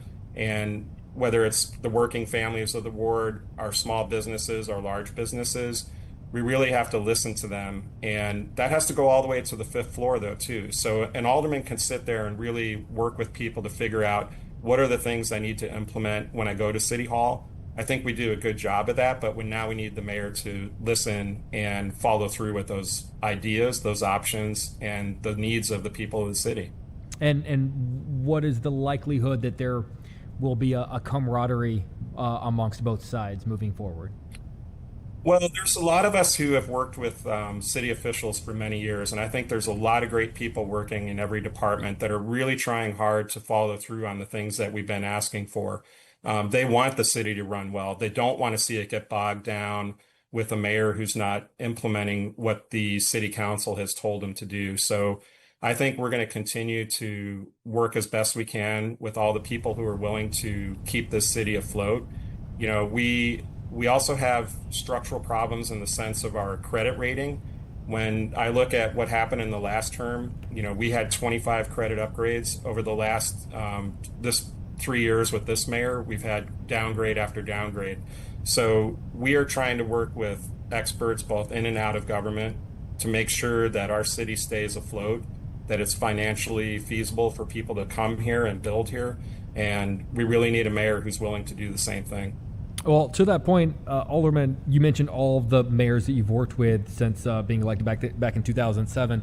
Are you surprised as the conversation is starting to shift toward the next mayoral election? Are you surprised that Mayor Brandon Johnson has not yet announced that he is running for re-election? I think he's weighing his options. I'm not totally surprised that he hasn't, but I think he needs to, come forward with the people of the city and say, this is what my plans are. Each one of us that are running again for this next term are putting forth our vision. Part of that vision includes having a stable economy and a stable budget from year to year. And I think it behooves him, although I'm not surprised he hasn't, I think it behooves him to come forward and say what that is without saying, we're just going to spend. We have to do the things that put us on the right footing to keep this city moving well into the future. Fair enough. Alderman Scott Wagaspak of the 32nd Ward, we appreciate you taking the time today, sir. Thank you for the opportunity. Take care. All right, guys, just about 2:41. Chicago Live rolls on. We'll be right back.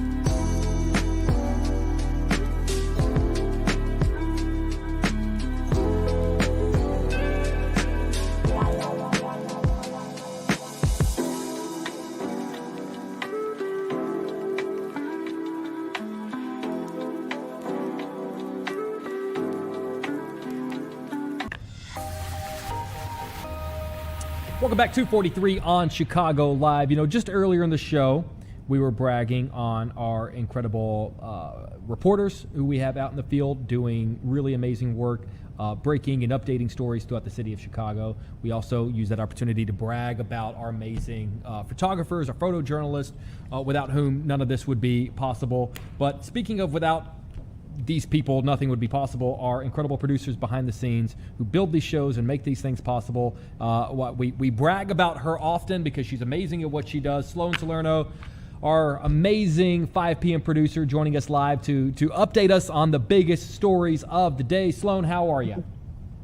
I'm good, Jake. How are you? I'm doing great. Thank you for asking. What are the stories that are interesting you most today? Well, I think Casey's story is super interesting. I know she just talked to you guys about it, so I won't go too into depth on it.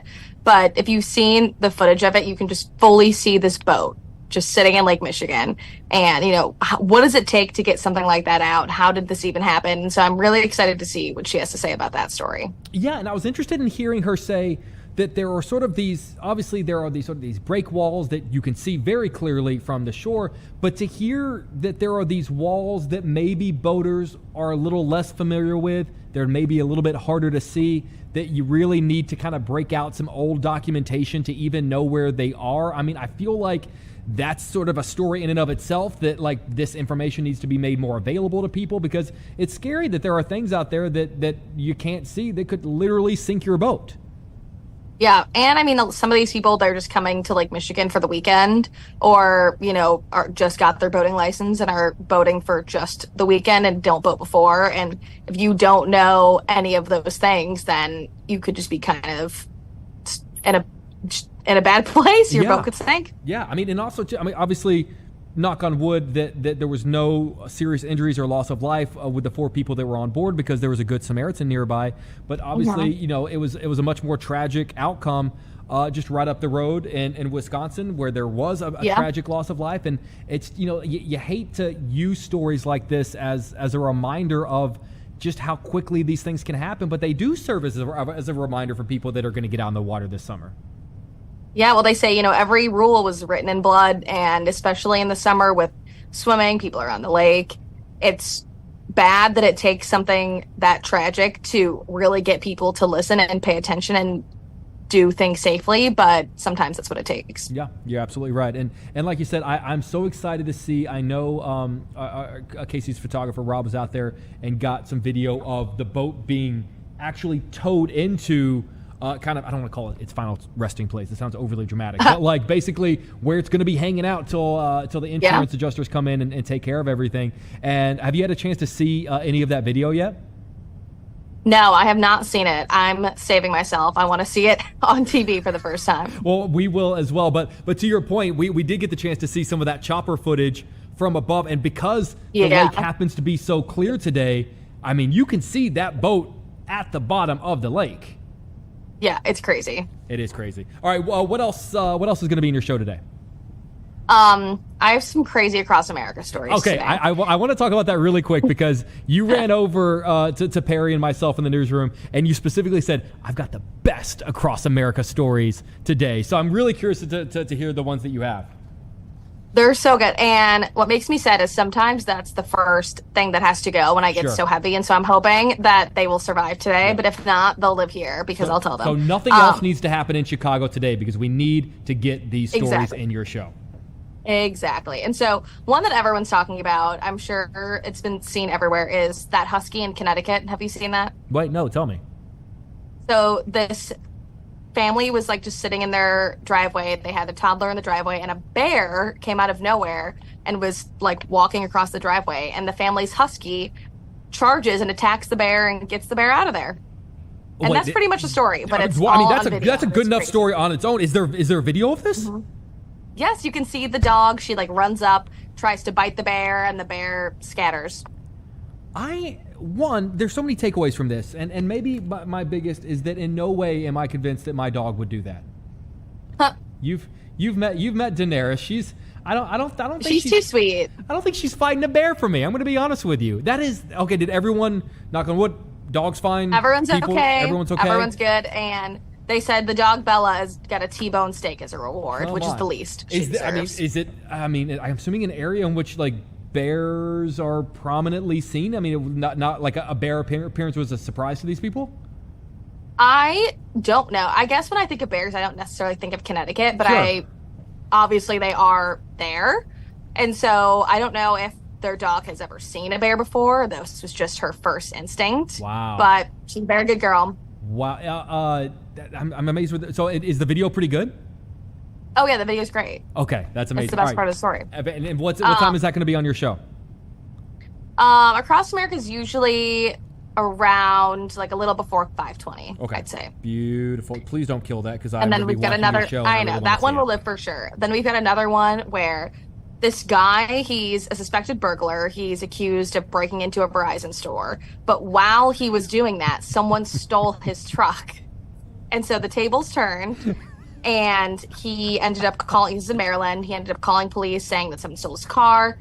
And then when they got there, they noticed he had blood on his hands, on his shirt, and on his glasses. And then they noticed that the Verizon store also had blood where it was broken into. And so they arrested him. No word on if they ended up getting his truck back, but the police did tell him that that is karma. I'm just imagining the situation where the dude is, I'd imagine, sitting in jail probably for breaking into the Verizon store.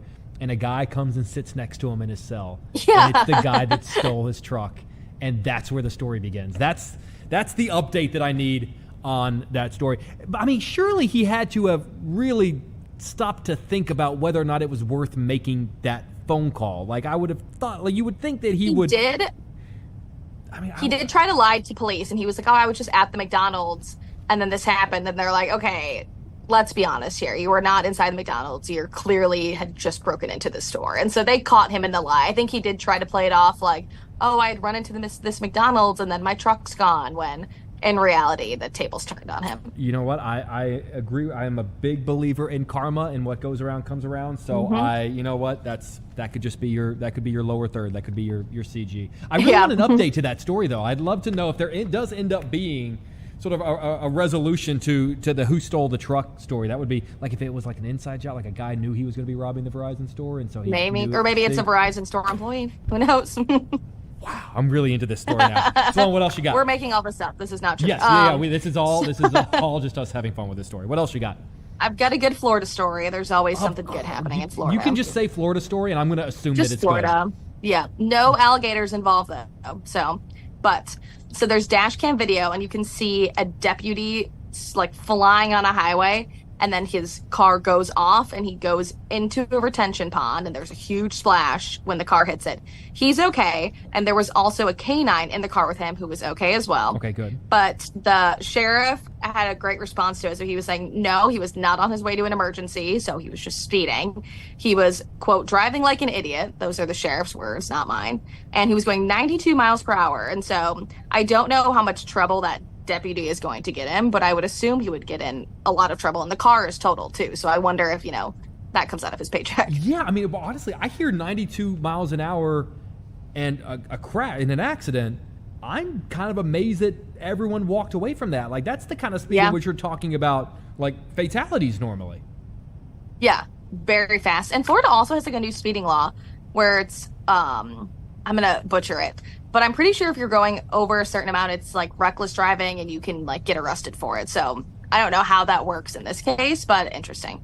There is that point where like we're not talking about a speeding ticket anymore. We are actually talking about like a much more serious charge against you. So these are all three stories. I feel like a sign of a great story, Sloan, is when I want to hear, well, what happens next? What's the next part of that story? Do you often get to do sort of updates on your Across America stories, or are they usually one and done? Sometimes we do get good ones. If it's like a big enough story that another station of ours is covering it and they have updates to follow, then we will. But it just kind of depends on the nature of the story. Sometimes it's like just a crazy video that we see once and then never talk about again. And so it depends. It is fun when you get to do an update on it, though. Well, you always have great stories in your show. Circling back around to Casey, do we know when in the hour her story is going to be? Have you figured out where in the rundown that's going to be? Yes, I believe at 4 she is in the B block, so that's probably around like 412-ish. And then at 5, I have her in the A block, so she's probably around like 506. I mean, that's an A block kind of story. That's, for those of you watching at home, if you don't know, the first chunk of the show is referred to as the A block. And Shop talk. I never get to be in the A block. Just you saying, get your own show, Jake. Yeah. Our other reporters out and about in Chicago, what are they working on? So two of our other reporters are actually doing stories that you had on live today. So Leslie is following on that Libertyville middle school teacher you guys talked about that had those horrific charges about using AI for a horrible reason. Yes. So she's going to go out to the middle school and try and get some reaction from parents there. And then Joni is, now I'm blanking.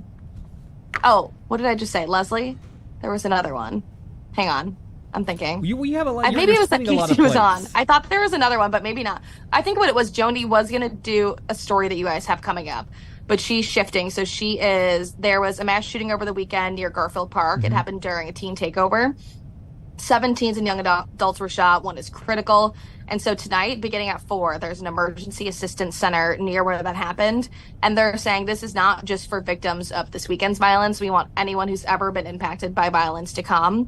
And they're also, saying this is kind of an all hands on deck situation to get teen trends and takeovers under control.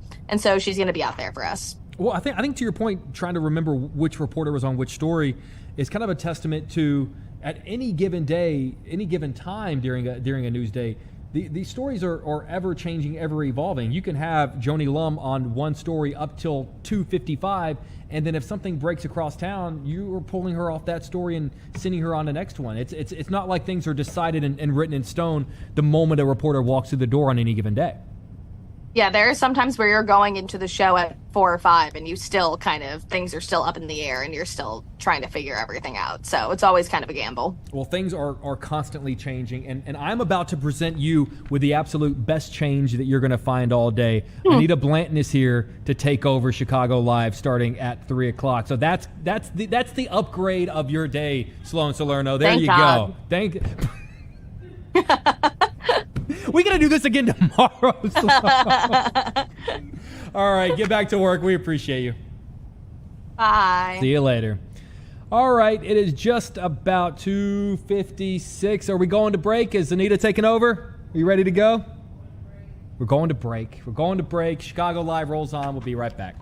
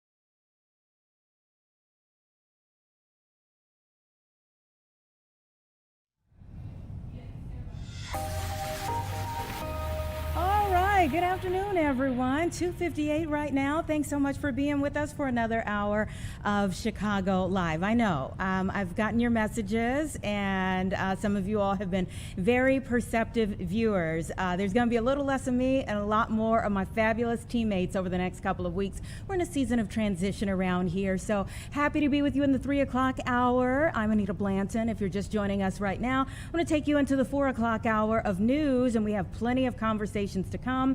So let me tell you about some of the things that we have lined up for this hour. You know, we're going to talk about the weather outside because it's beautiful in the city.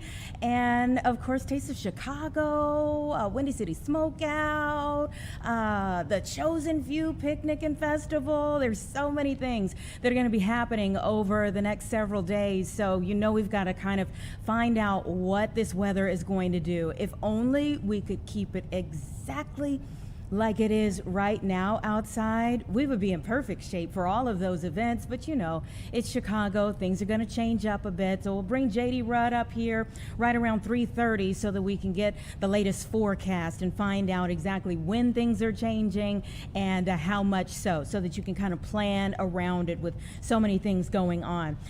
At 3:45, you know, I'm a big proponent of learning something new every day. I think we're all going to, maybe unless you are just really big into insects and entomology, maybe you already know this, but earwigs have become a pretty big problem this season.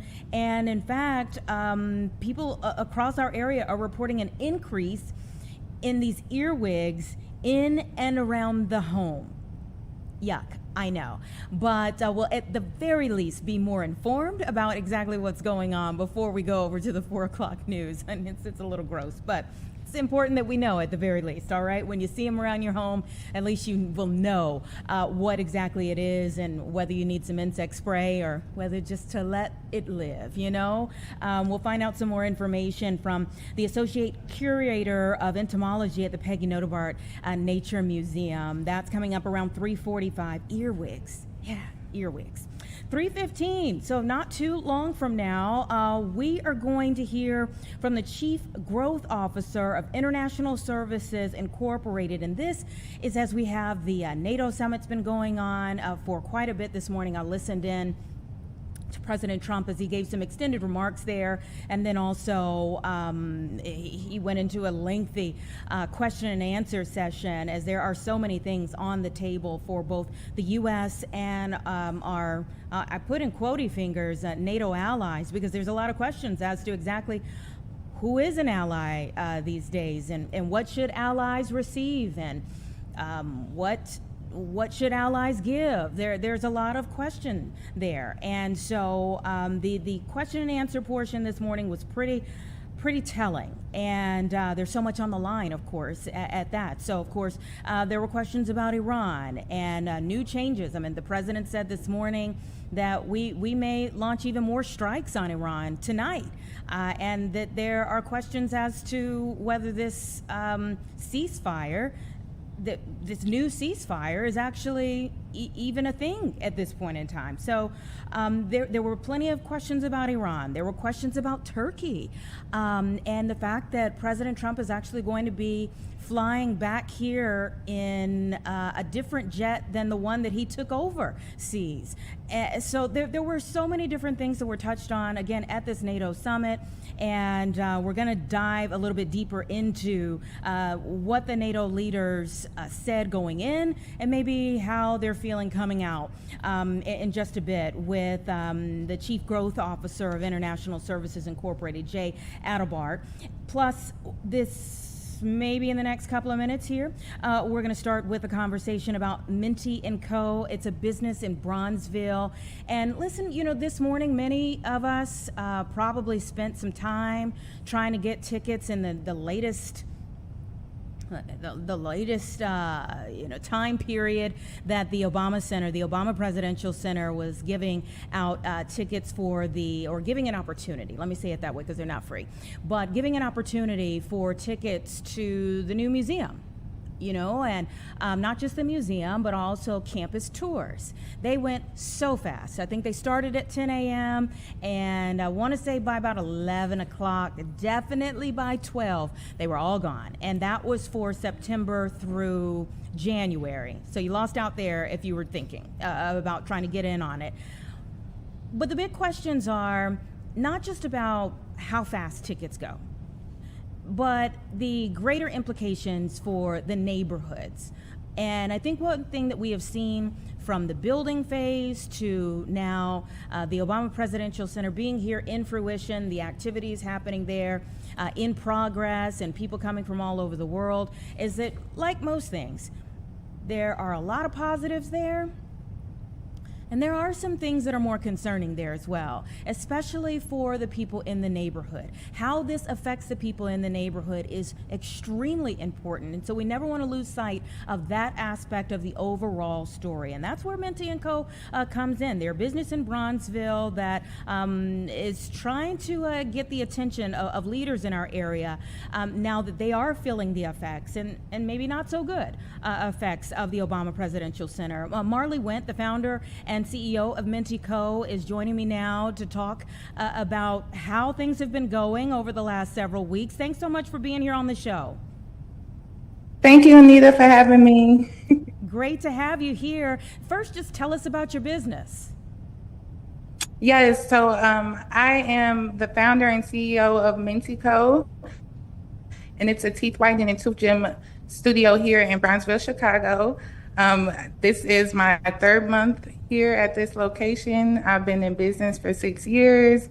And as you know, we have a lot of construction here going down 39th that's not just affecting me, but it's affecting all of the businesses here. Yeah, 3 months in, and that is a, did you know or did you have an idea of what you were getting into in picking that location? No, I had no idea that this was going to happen. It was no heads up. I got a notice on my door June of last month. So it was a shock to me. And it's really affected my business because the traffic here is so bad. It's one line. And now I just saw this morning that now they have, they're redoing the floors. I mean, the grounds going down King Drive. So you have the traffic both ways that are being affected. Yeah, so again, something that could help the neighborhood in the end, but may hurt your business right now, or you're already starting to see those effects. Have you reached out to your alders? I have not. And yesterday I posted a TikTok and the community really showed up for me, and I've been getting a lot of feedback. So I'm definitely going to put some of that feedback in place. Yeah, what is some of the feedback that you got from your post? To talk to the aldermen, to try to connect with my community more. Yeah. Who is your alder for your business area? Pat Dowling. Okay. I want to. Pat Dowell? Yes. Okay. All right. Yeah. I mean, I think that's maybe a first point of contact, is to check in with your alderman and find out if there's anything that she can do, or that she can maybe help you to ride out this time period with. In what ways? I mean, is it the fact that people can't park in front of your business, or tell us about the different ways that the construction is affecting you? Well, the construction started right here in front of my store. So they're going down the entire 39th. So we started right here.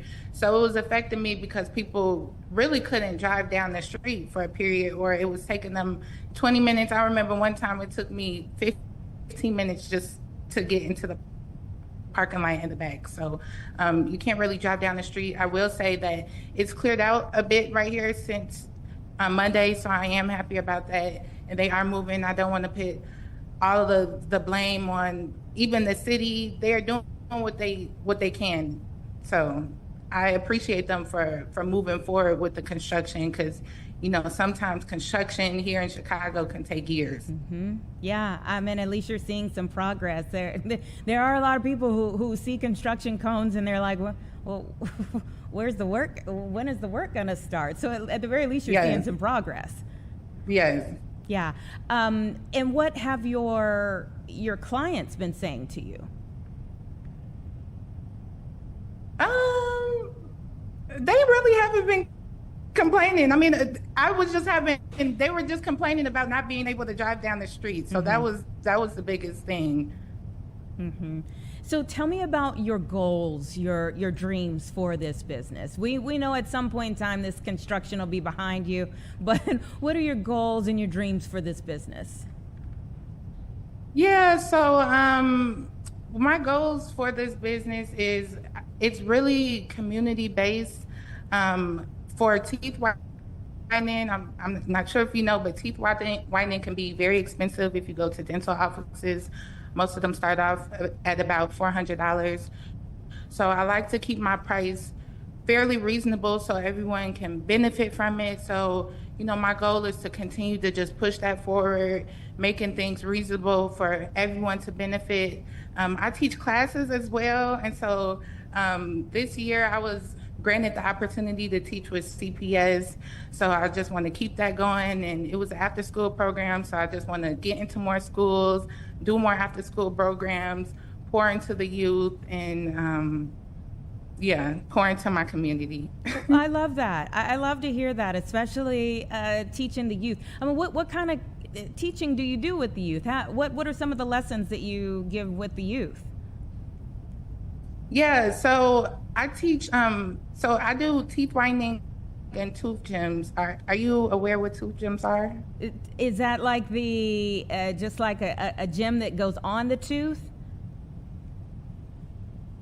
Yeah, like so they're Swarovski crystals, and they are placed on the tooth it's basically the same process as braces, and they last for between 6 months to 3 years. So they're in there for a while. So what I done with CPS is I taught a 6-week program with high school students, and I taught them the basics and the fundamentals of tooth gems. Wow. We did some live demonstration, and then at the end they got a certificate, and they took the kits home. And so I do a lot of events as well. I've done festivals, I've done brand activations, and I go and employ my students directly. So it's more of like future opportunities as well. Well, that's super cool. I had to ask because I'm thinking like, well, how are they learning and how long does that take to learn? But I'm sure that's a wonderful opportunity for them. Thank you so much for how you are pouring back into the community. And I certainly hope that your goodwill comes right back around to you, and that in reaching out to some of the leaders in the area that you'll get some positive feedback that can actually help you. Please keep us in the loop, okay? Thank you so much. And I want you to come and get your teeth whitened next. Okay. Now then, you're not telling me something's wrong, right? No, I'm playing with you. No. I'm sure you got beautiful pearly whites, but you on TV all day. So. I am playing with you. Thank you so much. Have a great rest of your day, okay? Okay, thank you. Have a nice day. All right, you too. Wonderful chatting with Marley Went of Minty Co. And I love the fact that she's doing so much in the community. Certainly hope that this all resolves itself well. Again, we've kind of got to balance out that story of the great things that are happening on the South Side in terms of the Obama Center coming to the area, but then also making sure that we're telling the stories of those who are surrounding it, and making sure that as we have our eyes, lifted on what was just built and the construction that's still happening, that we're also telling the stories of how people are being affected. I know that when I spoke with Valerie Jarrett, the CEO of the Obama Foundation, right before the grand opening of the Obama Presidential Center, she said, we want to be good neighbors. And so that requires everyone to make sure that, again, you're not just focused on this 20 acres of land here, but also how it affects the greater community around it. So hopefully things will all be resolved very soon for Marley. At the very least, she's starting to see some progress in her neighborhood. Again, a lot of times we see the cones and you're wondering when the work is going to start or when it's going to end. At least there's some progress there. Let's take a 2-minute break before we get into our next conversation here on Chicago Live.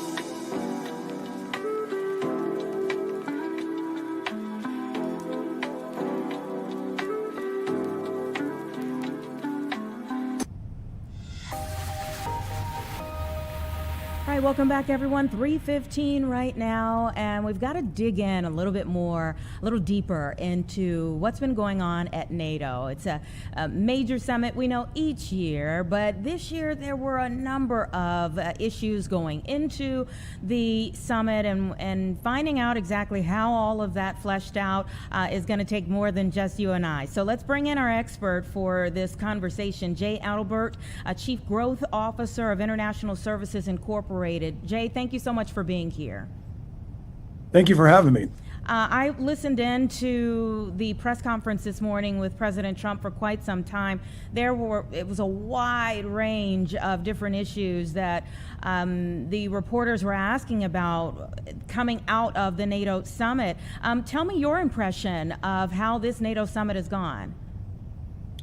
It seems quite contentious. It seems that there was an agenda, obviously. It wasn't as fluid as prior, it would seem. And as a result, there is going to be some trickle-down effect as it relates to the policies that have been created. Mm-hmm. Yeah, this question of allies. I mean, President Trump has not been shy about criticizing the existence of NATO itself and the allies within NATO for quite some time. Do you think we made any headway with the allies, or that things are even more strained? I think it's more strained. I think you're going to be put into a position where you're going to find that individuals are forced to do things based on public opinion. Small example is obviously armed forces throughout the world. But there is some big impact that can come from just the increase of Europe example. If they're forced to spend as much as they're required to do under NATO for their armed forces, just the steel supply worldwide, that can have a huge effect right there. So I think that the strained relationships are going to cause numerous trickle-down effects. Mm-hmm. Let's talk a little bit more about that, how this affects small businesses, because they're essentially a world away, but there is an impact by the conversations that are happening there. Absolutely. It's not an immediate effect that will happen based on the policies that are structured there or the deals that are made. It does have, in the next coming months, that's where we're going to see it. You're going to see the effects of fuel, commodities, all those different aspects that the small, medium-sized business owner won't see right away, but the price of those commodities that they use in their specific trade or industry are going to go up, and they have to brace themselves for it. The good thing is that they do have a couple months to do so. Mm-hmm. Did you feel like the market overall has been difficult for small businesses anyhow before NATO began?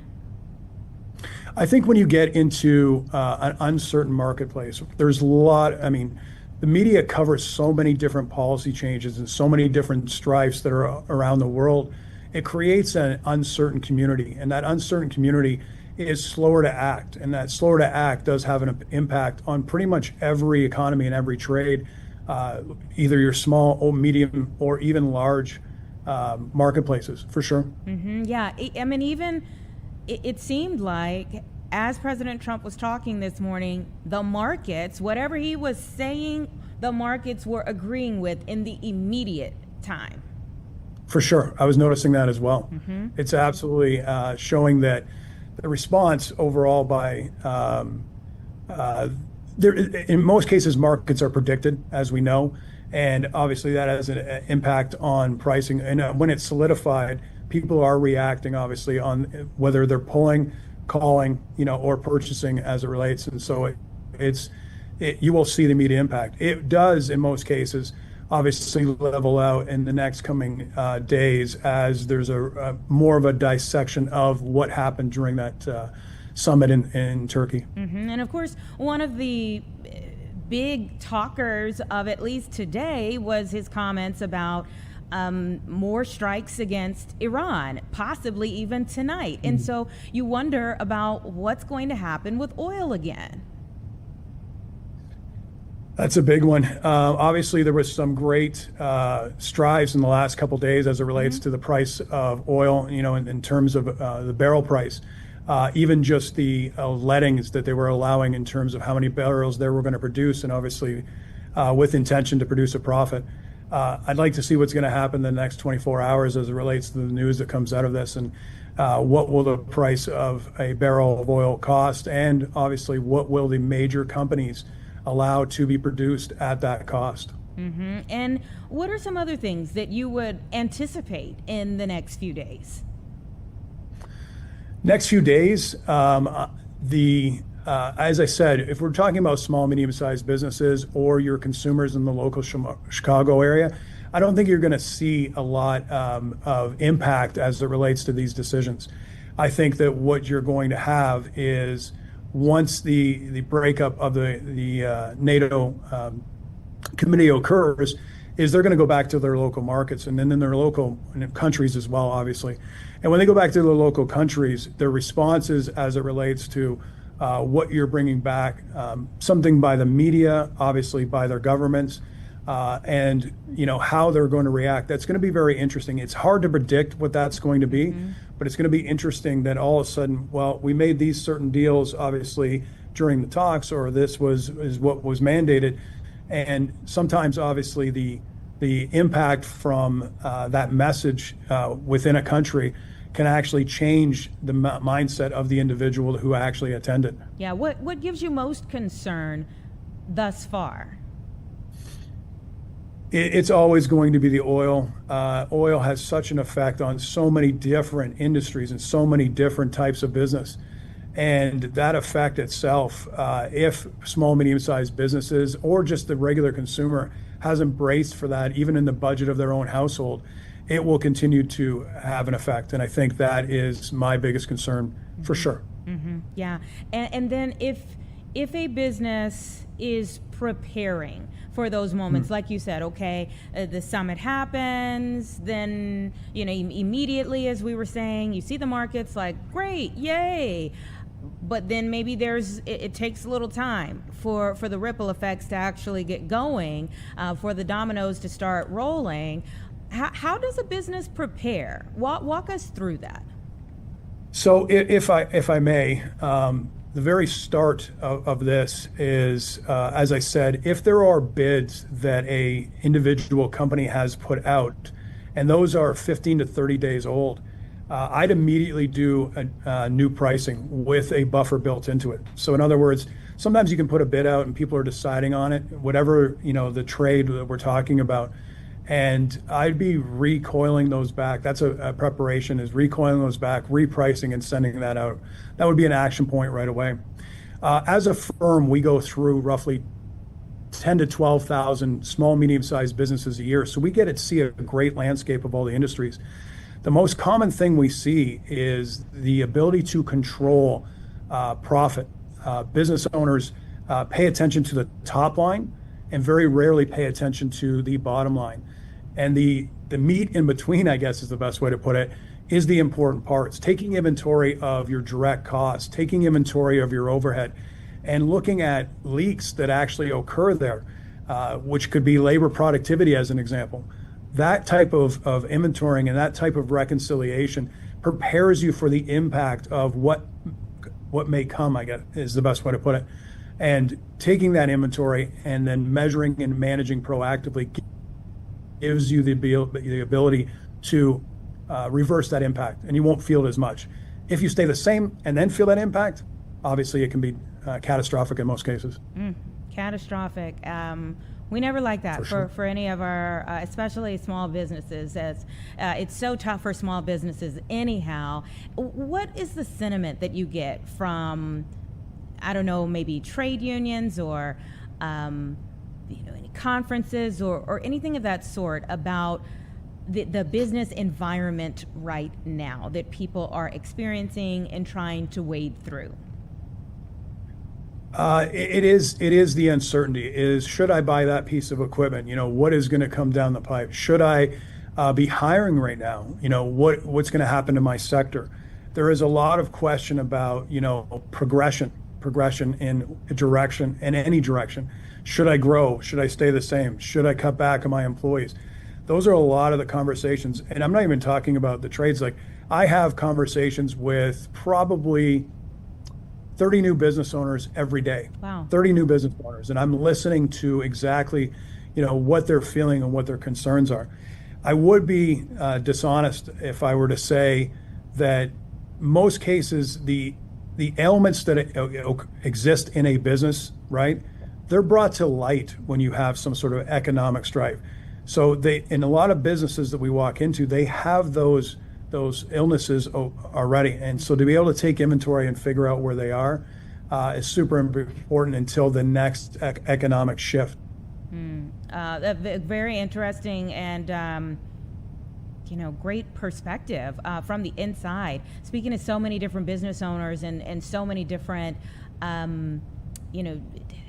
facets of our society, but there are some like through lines for business owners regardless of what industry you're in. That is so true. One of the areas that and it's a changeover from generation to generation, as in other words, the labor force changing from generation to generation, shifting from baby boomers to Generation X to millennials. The ability to manage labor productivity is one of those aspects. Is what am I getting in return for what I'm investing in that employee?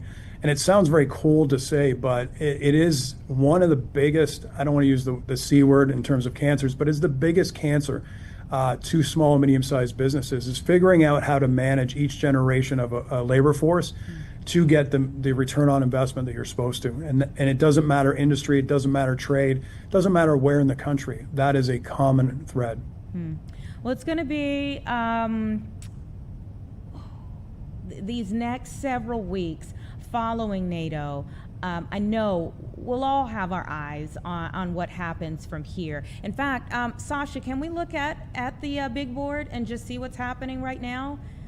We talked about the fact that right as President Trump was talking, the markets were going crazy in the positive.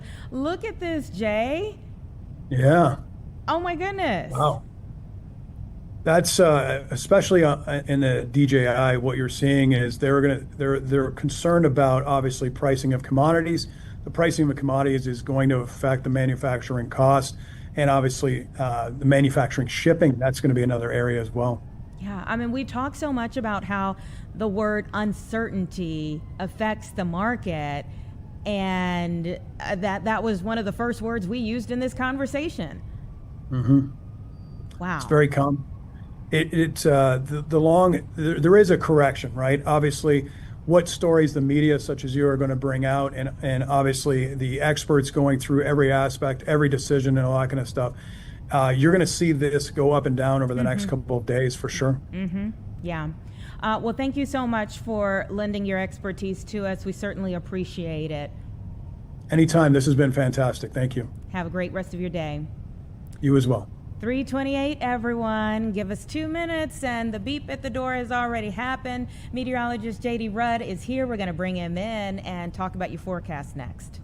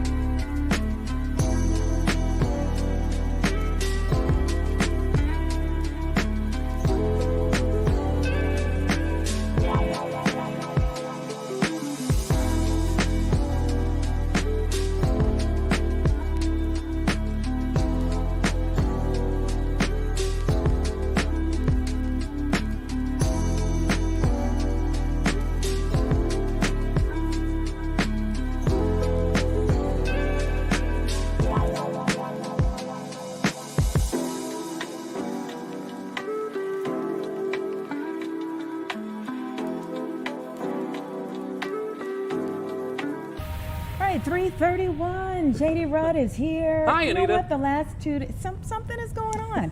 The last 2 days we were matching, my friend. You didn't check your messages today. I didn't.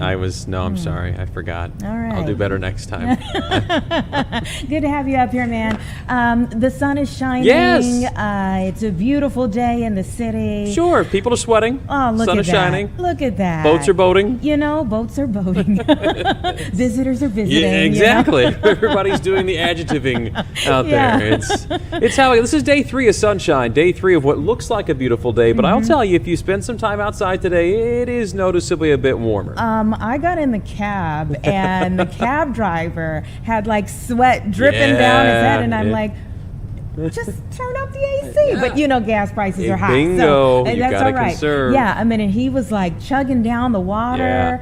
Yeah, I mean, it feels like that humidity is creeping back up. It has gone up a little bit. Last check, I think I saw the heat index is around 90 to about 92 in most cases. So it's not triple digits, but still, this is the warmest day we've had in about 4 days now. So you're feeling it for sure. Feeling it, and of course, more people want to be outside over the next several days. Taste of Chicago and so many other festivals are happening this weekend. I mean, literally starting today. A ton of stuff is going on. So this is kind of that prime outdoor season now as we get ready to hit the middle part of July. So let me, if I could, just dive in and show you what's going on the next few days. So here's how it all shakes out. Tonight, we're warm. There might be a stray shower or thunderstorm near the Illinois-Wisconsin state line. Most of us will stay dry. Tomorrow is probably the most problematic day, but that's not necessarily a negative thing. Spotty pockets of rain and rumbles. Each new run of forecast data that I see is suggesting more and more areas will wind up staying dry tomorrow versus seeing rain and thunder. My worry, though, is there could be a pocket or two of thunderstorms that moves in tomorrow evening. And guess where that pocket is most likely going to move into? Right over the Taste? Right over Chicago. Oh, man. Around 7, 8 o'clock tomorrow night. So I know we can't catch a break with any kind of big event over the past couple of weeks, it seems. But again, the good news is that should be gone and out of here by late tomorrow night. Friday shaping up to be dry for most of us. Maybe a stray shower down to the south. And the better news about tomorrow, yesterday it looked like there was a level 1 risk of severe weather.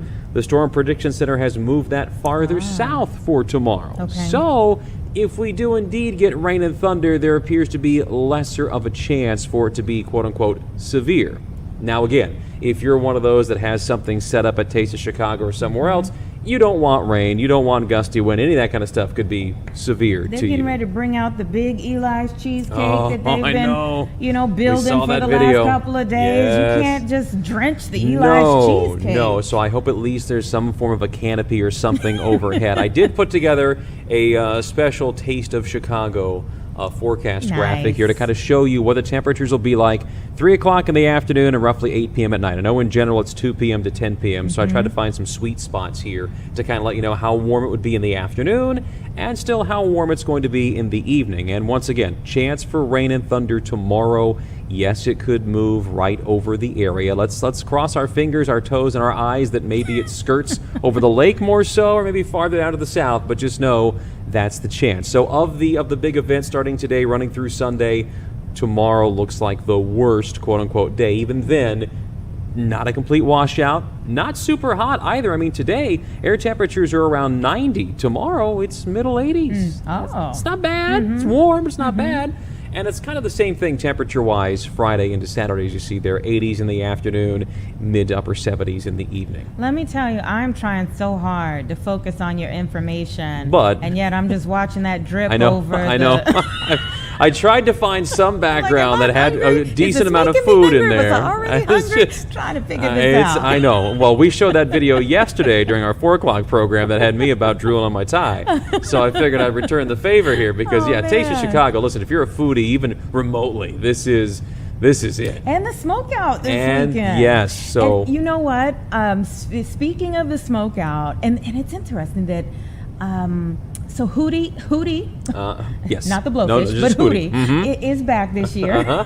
Darius Rucker, Yes. is back this year, and I think it was like 2 or 3 years ago when he was here. The last time he was here, so I'm sure someone knows better. But I remember I went out to the smokeout to see Hootie. Yeah. And we were having a good time as he was performing, and then they were like, everyone please evacuate Yes. the facilities. Yes. You're going Yeah, and you're going, wait, what? Why? Well, I'm just starting to enjoy myself. The deluge Yeah. that ensued shortly after that, it was crazy out there. Yeah, I'm Crazy. It's that time of year. We talked about this earlier this week where you've got so much moisture in the atmosphere, those higher dew points, everything like that. When it rains, it rains. I mean, it Yeah. comes down in buckets this time of year. So keep that in mind that, yes, anything going on tomorrow, wherever you may be, late afternoon to early evening, there is a chance for some rain. And it may not be just little light showers. It could just boom, Hootie and the buckets of rain coming down Yeah. for you tomorrow. Yeah. The good news, though, is things are drier Friday, Saturday, Sunday. And on the opposite, I mean, it's really the whole opposite side Yep. of Thursday. Everything looks fairly for now. For now, and I don't foresee any major changes. The data has been pretty consistent here, saying that we'll be dry over the weekend and dry next week. On the hotter side, of course, but again, almost mid-July. It's supposed to be warmer. We normally average 7 days in July of highs in the 90s. We've only seen 2 thus far, so we could pick up about 3 more as we head toward next week. So really in the short term, tomorrow is probably the ugliest day in terms of rainfall. If you're not a fan of the heat, yeah, next week kind of, Yeah. But as we were saying yesterday, I mean, people are used to burning up for the taste of Yes. Chicago. So seeing even 80s Yeah. for the taste of Yeah. Chicago, you're like, okay. I mean, it's one day of storms for the 80s in exchange. Well, that's what I'm saying, too. Friday, I mean, if we can get through tomorrow, Friday's not bad. I mean, that high of 80, that means the warmest we get. The peak of the day will be at 80. Much of the afternoon will be spent in the 70s, the evening in the 70s. That's not terrible. That's fantastic. That's not bad at all. Yeah. So if you have any plans, I mean, for a Friday across the air, after what happened last week, too, which I know it's quick for us to forget, but it was a very... No, we're not forgetting. I saw Navy Pier. They're still putting out apologies. Still putting out apologies. Well, we know it's not their fault. No. But they are still putting out apologies, for that fog disaster of a fireworks show that It was no one hyped saw. up. I mean, it was supposed to be the biggest thing America The biggest, 250. the best. Navy Pier's going to do this. It's going to be great. Everybody come on out. And we all said, wah, it wah, was wah, a together. soaking wet dud of a program. I mean, if you were out there on the boats, and from what I heard, if you were on the opposite side where the fog wasn't coming in, people saw 'em. you were like, what an amazing show. This is wonderful. Yeah, but for those of us that actually traveled to Navy Pier, It was great to hear. Sounded wonderful. you know what? Just hearing it without seeing I them know, is it's a whole actually a different- little traumatic. You But know, that's it's just hearing booms and bangs, and you're like, well, I don't. It's a whole What nother- is yeah. that exactly? What's going I on? want to see them if I'm hearing that, So The point is there, though, that, we had kind of a really crummy, Friday, Saturday time frame. Even Sunday had some rain early in the morning as well. So that's not going to be a repeat this week. I don't think tomorrow will be anything like that. But, the asterisk is we will get rain in some spots. And my worry is that, it's going to come down in buckets, at least briefly. There could be a 15, 20-minute window where it is just pouring in some cases. Now, I do believe, let me set it up this way. Worst case scenario tomorrow, as it looks right now, there could be a stronger storm that maybe produces some wind gusts 45, 50 miles per hour and just a deluge of rain. Now, I am hoping that is not right over Taste of Chicago. Could it be nearby? Yes. Could it skirt the area? Yes. I'm hoping it's not right over, but that would kind of be the, hey, if I have to plan for the worst tomorrow, gusty wind and heavy rain, which you think about all the canopies and everything else that might be out there, that's something to really keep in the back of your head, to weigh those things down or take them down or do what you can to be prepared for tomorrow. And while it starts during the week, the bigger days Obviously are Friday, Saturday. People are off, the crowds will be out there, so that's why I'm saying it's not ideal. If you're an organizer, if you're an event presentator or something like that, you don't want this stuff on Thursday, but in the totality, Better than Saturday. yes, if you're going, well, you know what, let's get that out of the way on Thursday and enjoy a great Friday and a pretty decent Saturday and Sunday. Yeah, Chosen Few Picnic and Festival that's happening this weekend. Listen, I feel like I have a weather story for almost everything because I do So what remember being out at Chosen Few and watching the clouds start rolling this way.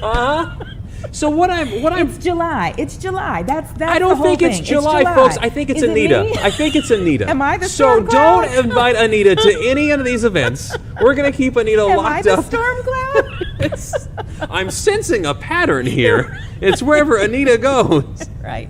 I will ask though, we have several areas. We've been talking over the last couple of days about these quarries that are Yes. at historic Chock full. levels, It's amazing. record-setting levels. Yes. So with the rain that we are anticipating tomorrow, is this going to be problematic for them? Again, it's all about where the heavy rain falls. So if we can keep it away from those locales, that'd be great. But you've got runoff, you got drainage and things like that. Here again, from the data I have seen, maybe an inch, perhaps inch and a half of rain, worst case. It doesn't look like it's going to be a 5, 6, 7 inch rain event like what we had last week. But still, when you're talking these things full to the That brim, are already up there, yeah. you don't need any extra water. So fingers, toes, eyes are all crossed that it just skirts those areas, and it's a nothing burger for us, we hope. Okay. All right. JD, thanks so much for Yes. coming up here. We appreciate it as always, and we are now prepared for what is to come. We're going to bring you up here tomorrow, too, so we'll Drag me over the coals tomorrow, too. That's fine. See how things, flesh out tomorrow, but at least we are prepared. Yes, exactly. Thank you so much. We'll see you coming up at 4 o'clock, and everybody give us 2 minutes before we get into our final conversation for the day.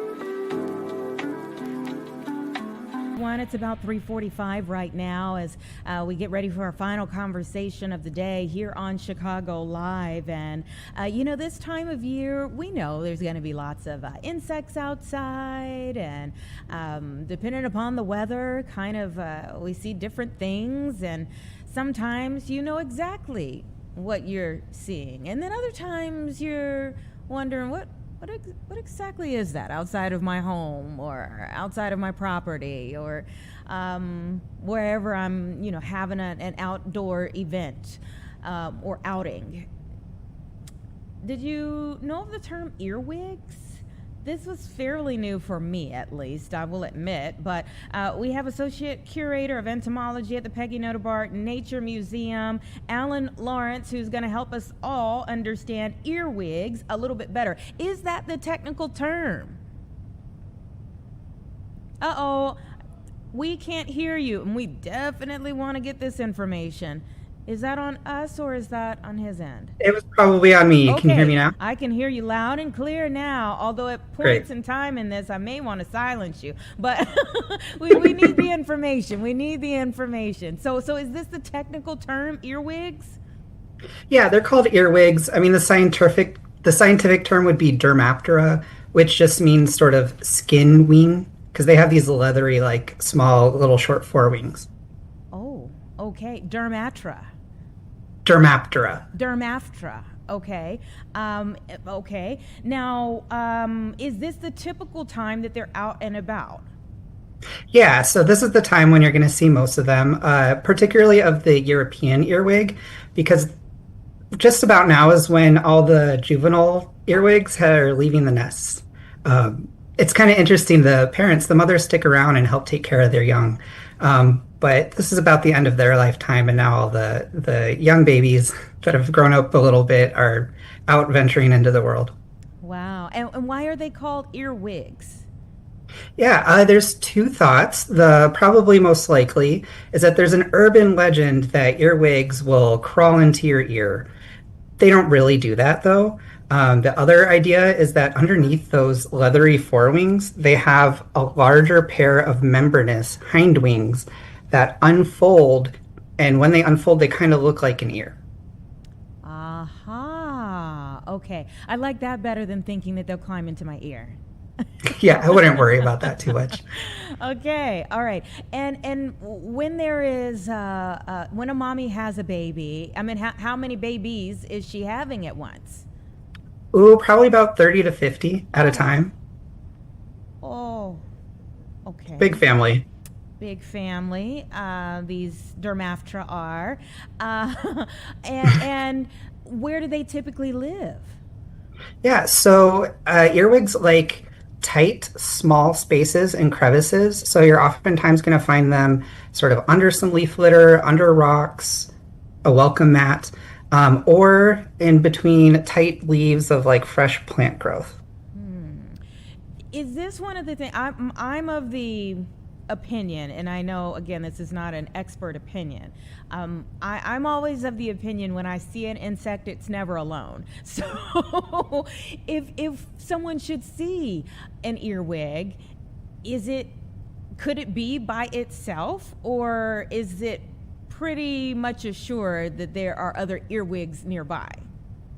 Oh, it could be by itself. I mean, unless you're happening upon a nest where you see a bunch hanging out together, they kind of are solitary. You know, they go solo when they go out to wander. But if they're in an area that's hospitable to them, you know, there could be others around as well. Ooh, hospitable to them. Now, should we, when we see them, and I know given where you work and your love of insects, you may see this very differently than the average homeowner, but when we see them, one, is it typical to find them inside of your home, or would they typically stay outside of your home? Yeah, so the vast majority are going to be outside, but because they do like crawling into little crevices and cracks, and they seek out warm environments and moisture, so that is how they sometimes end up inside. And if you do have a lot of earwigs outside, some will wander in, so they commonly do come into homes. But the house is a little bit too dry for them. Like long term, they generally won't survive in a home for long. They're certainly not going to be reproducing. So you're not going to have dozens and dozens of little babies around your home. Just the occasional adult wandering in. You already knew where my wandering mind was going. Yeah. Because, I mean, typically if you see something small and how small are we talking? Is it like microscopic? Is it around the size of like a flea? We're talking a little bit bigger than half an inch. So as far as insects go, decently large. I have one right here so I can show you. I'm not sure if the camera will focus on that, but they're not terribly large. You know, a little smaller than a firefly. Oh my gosh. Wow. Okay. Are they destructive? Yeah, so that's why I wanted to come talk about earwigs, because they get such a bad rap because they look intimidating. They seem like pests because they come inside the home every now and then. They're not terribly destructive. They can cause a little bit of plant damage, and the the feeding damage they cause can look like a slug caused it, but sometimes it's an earwig. They'll typically only harm really, small plants or not cause significant damage. But earwigs are scavengers and they eat just about a little bit of everything. They're omnivores like us, that I think that's pretty cool. And in some contexts, they can be beneficial because they prefer eating decaying plant material, and sometimes they'll eat little pests like aphids. Oh, all right. And when you say everything, are there things they don't eat? Oh, I'm not sure how much they like our junk food, but maybe they like it once it's starting to rot a little bit. All right. So maybe like if this would maybe be a precautionary tale about having trash out for too long, possibly. Possibly. The main way you're going to get them in and around the home, though, is if you have any moisture problems immediately around the area. So just make sure your gutters are in good working order and diverting water away from your foundation.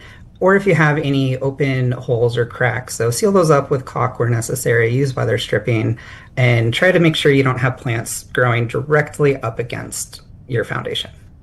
Okay.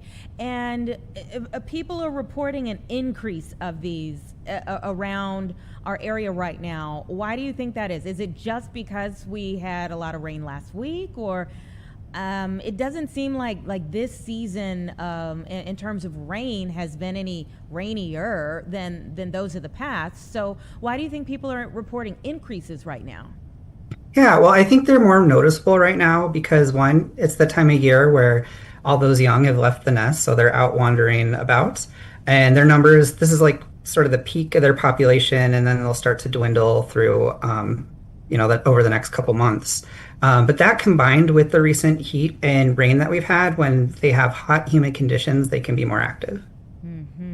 And are there other ways? I know you mentioned making sure you don't have the plants growing around or sealing up your cracks in your foundation.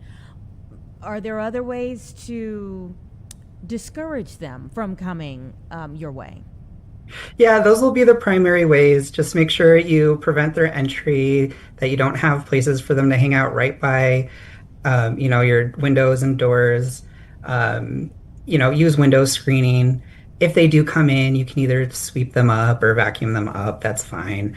There are some chemical applications that are labeled for use against earwigs, but I wouldn't recommend them.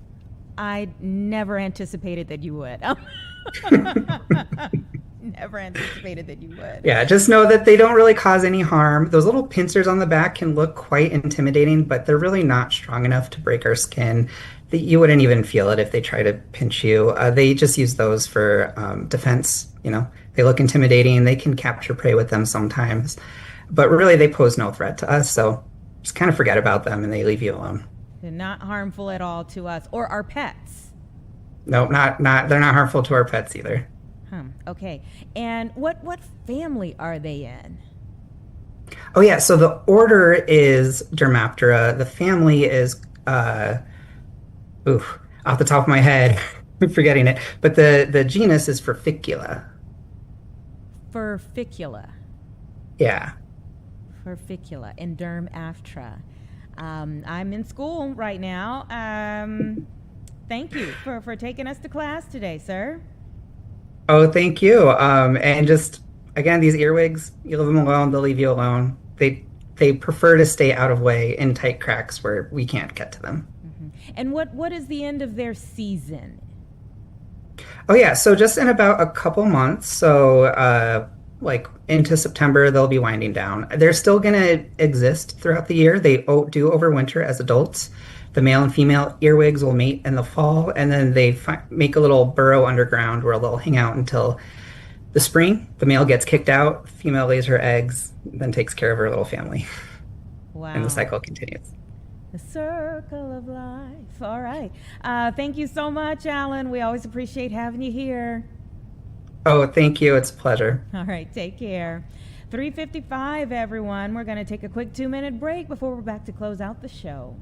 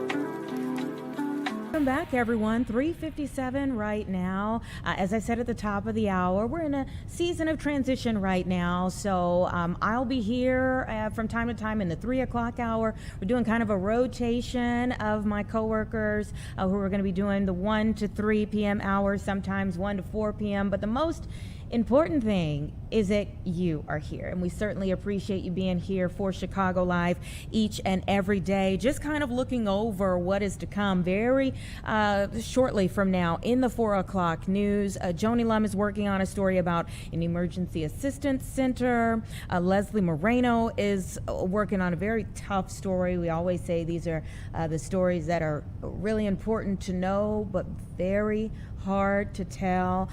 This is about a Lake County teacher who is charged with child porn. And so she's going to get into the details of that. Again, very important that we all know at the very least. And Casey Cronus is working on a story today about a sunken boat recovery. That should be pretty amazing to hear more about that. So some great things that they're working on for the 4 o'clock show. And again, we certainly hope that you'll be here from 1 to 4 p.m. again tomorrow. Be safe and stay right where you are. The 4 o'clock show is coming up in about 15 seconds.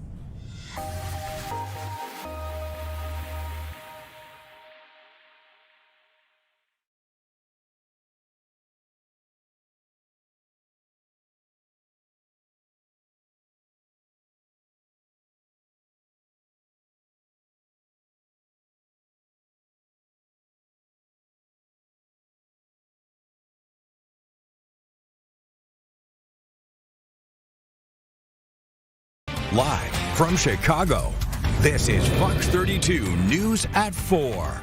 We have a lot to talk about on the news at 4, and it involves your bottom line.